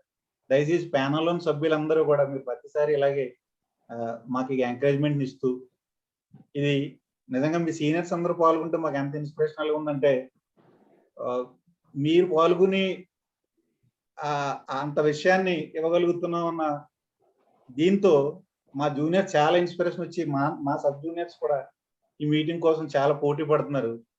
100 రూమ్ ఎప్పుడు ఫుల్ అవుతూనే ఉంటుంది. అది జనరల్ గా వెబినార్ అంటే 20, 25, 30 ఉంటుంది సార్. మనది Zoom meeting full success first నుంచి. అలాంటిది ఈ రోజు నేను యూట్యూబ్ లైవ్ తీసుకుంటూ కూడా యూట్యూబ్ లైవ్ లో 25 మాక్సిమం రీచ్ అయ్యారు సార్. అంటే ఆ యూట్యూబ్ లైవ్ కొంత 2 సార్లు అబ్స్ట్రాక్షన్స్ వచ్చినాయి. కొంత ఇంకా నేను టెక్నికల్ గా కొంత ఇంప్రూవ్ అవ్వాలి sir. Meeting by meeting improve అవుతూ ఉన్నాం. చాలా తమరు వాల్యుబుల్ టైం మాకు కేటాయించారు సార్ సురేష్ కుమార్ గారు సార్. అలాగే మా ప్యానెల్లో ఉన్న జూనియర్ అడ్వకేట్స్ ఎటువంటి డౌట్స్ రైట్ చేసిన తమరికి నేను మెసేజ్ చేస్తాను సార్. మీరు వీలున్నప్పుడు అది మాకు తెలియజేస్తే నేను వాళ్ళకి తెలియజేస్తాను. సో ఈ మీటింగ్ నేను సక్సెస్ చేసిన ప్యానెల్ సభ్యులందరికీ, సీనియర్స్ కి, మా బార్ అసోసియేషన్ ప్రెసిడెంట్ గారికి, సెక్రటరీ గారికి, ఈసీ కమిటీకి, అలాగే మా బార్ అసోసియేషన్ మెంబర్స్ అందరికీ కూడా, అలాగే అవకాశాన్ని సద్వినియోగం చేసుకుంటున్న ప్రతి ఒక్క సభ్యుడికి పేరు పేరున నమస్కారం తెలియజేసుకుంటూ ఈ మీటింగ్ కంక్లూడ్ చేస్తున్నాను sir. Thank you very much. 1.5.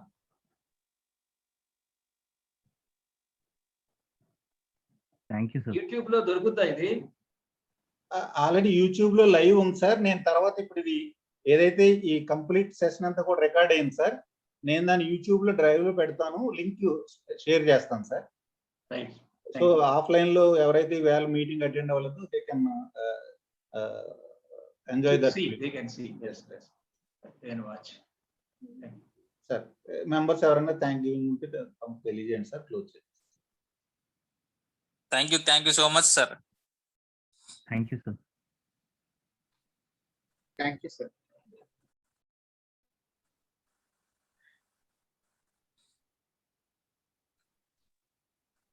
Thank you, one and all. The meeting is concluded. Thank you అని చెప్పు. Thank you. Thank you.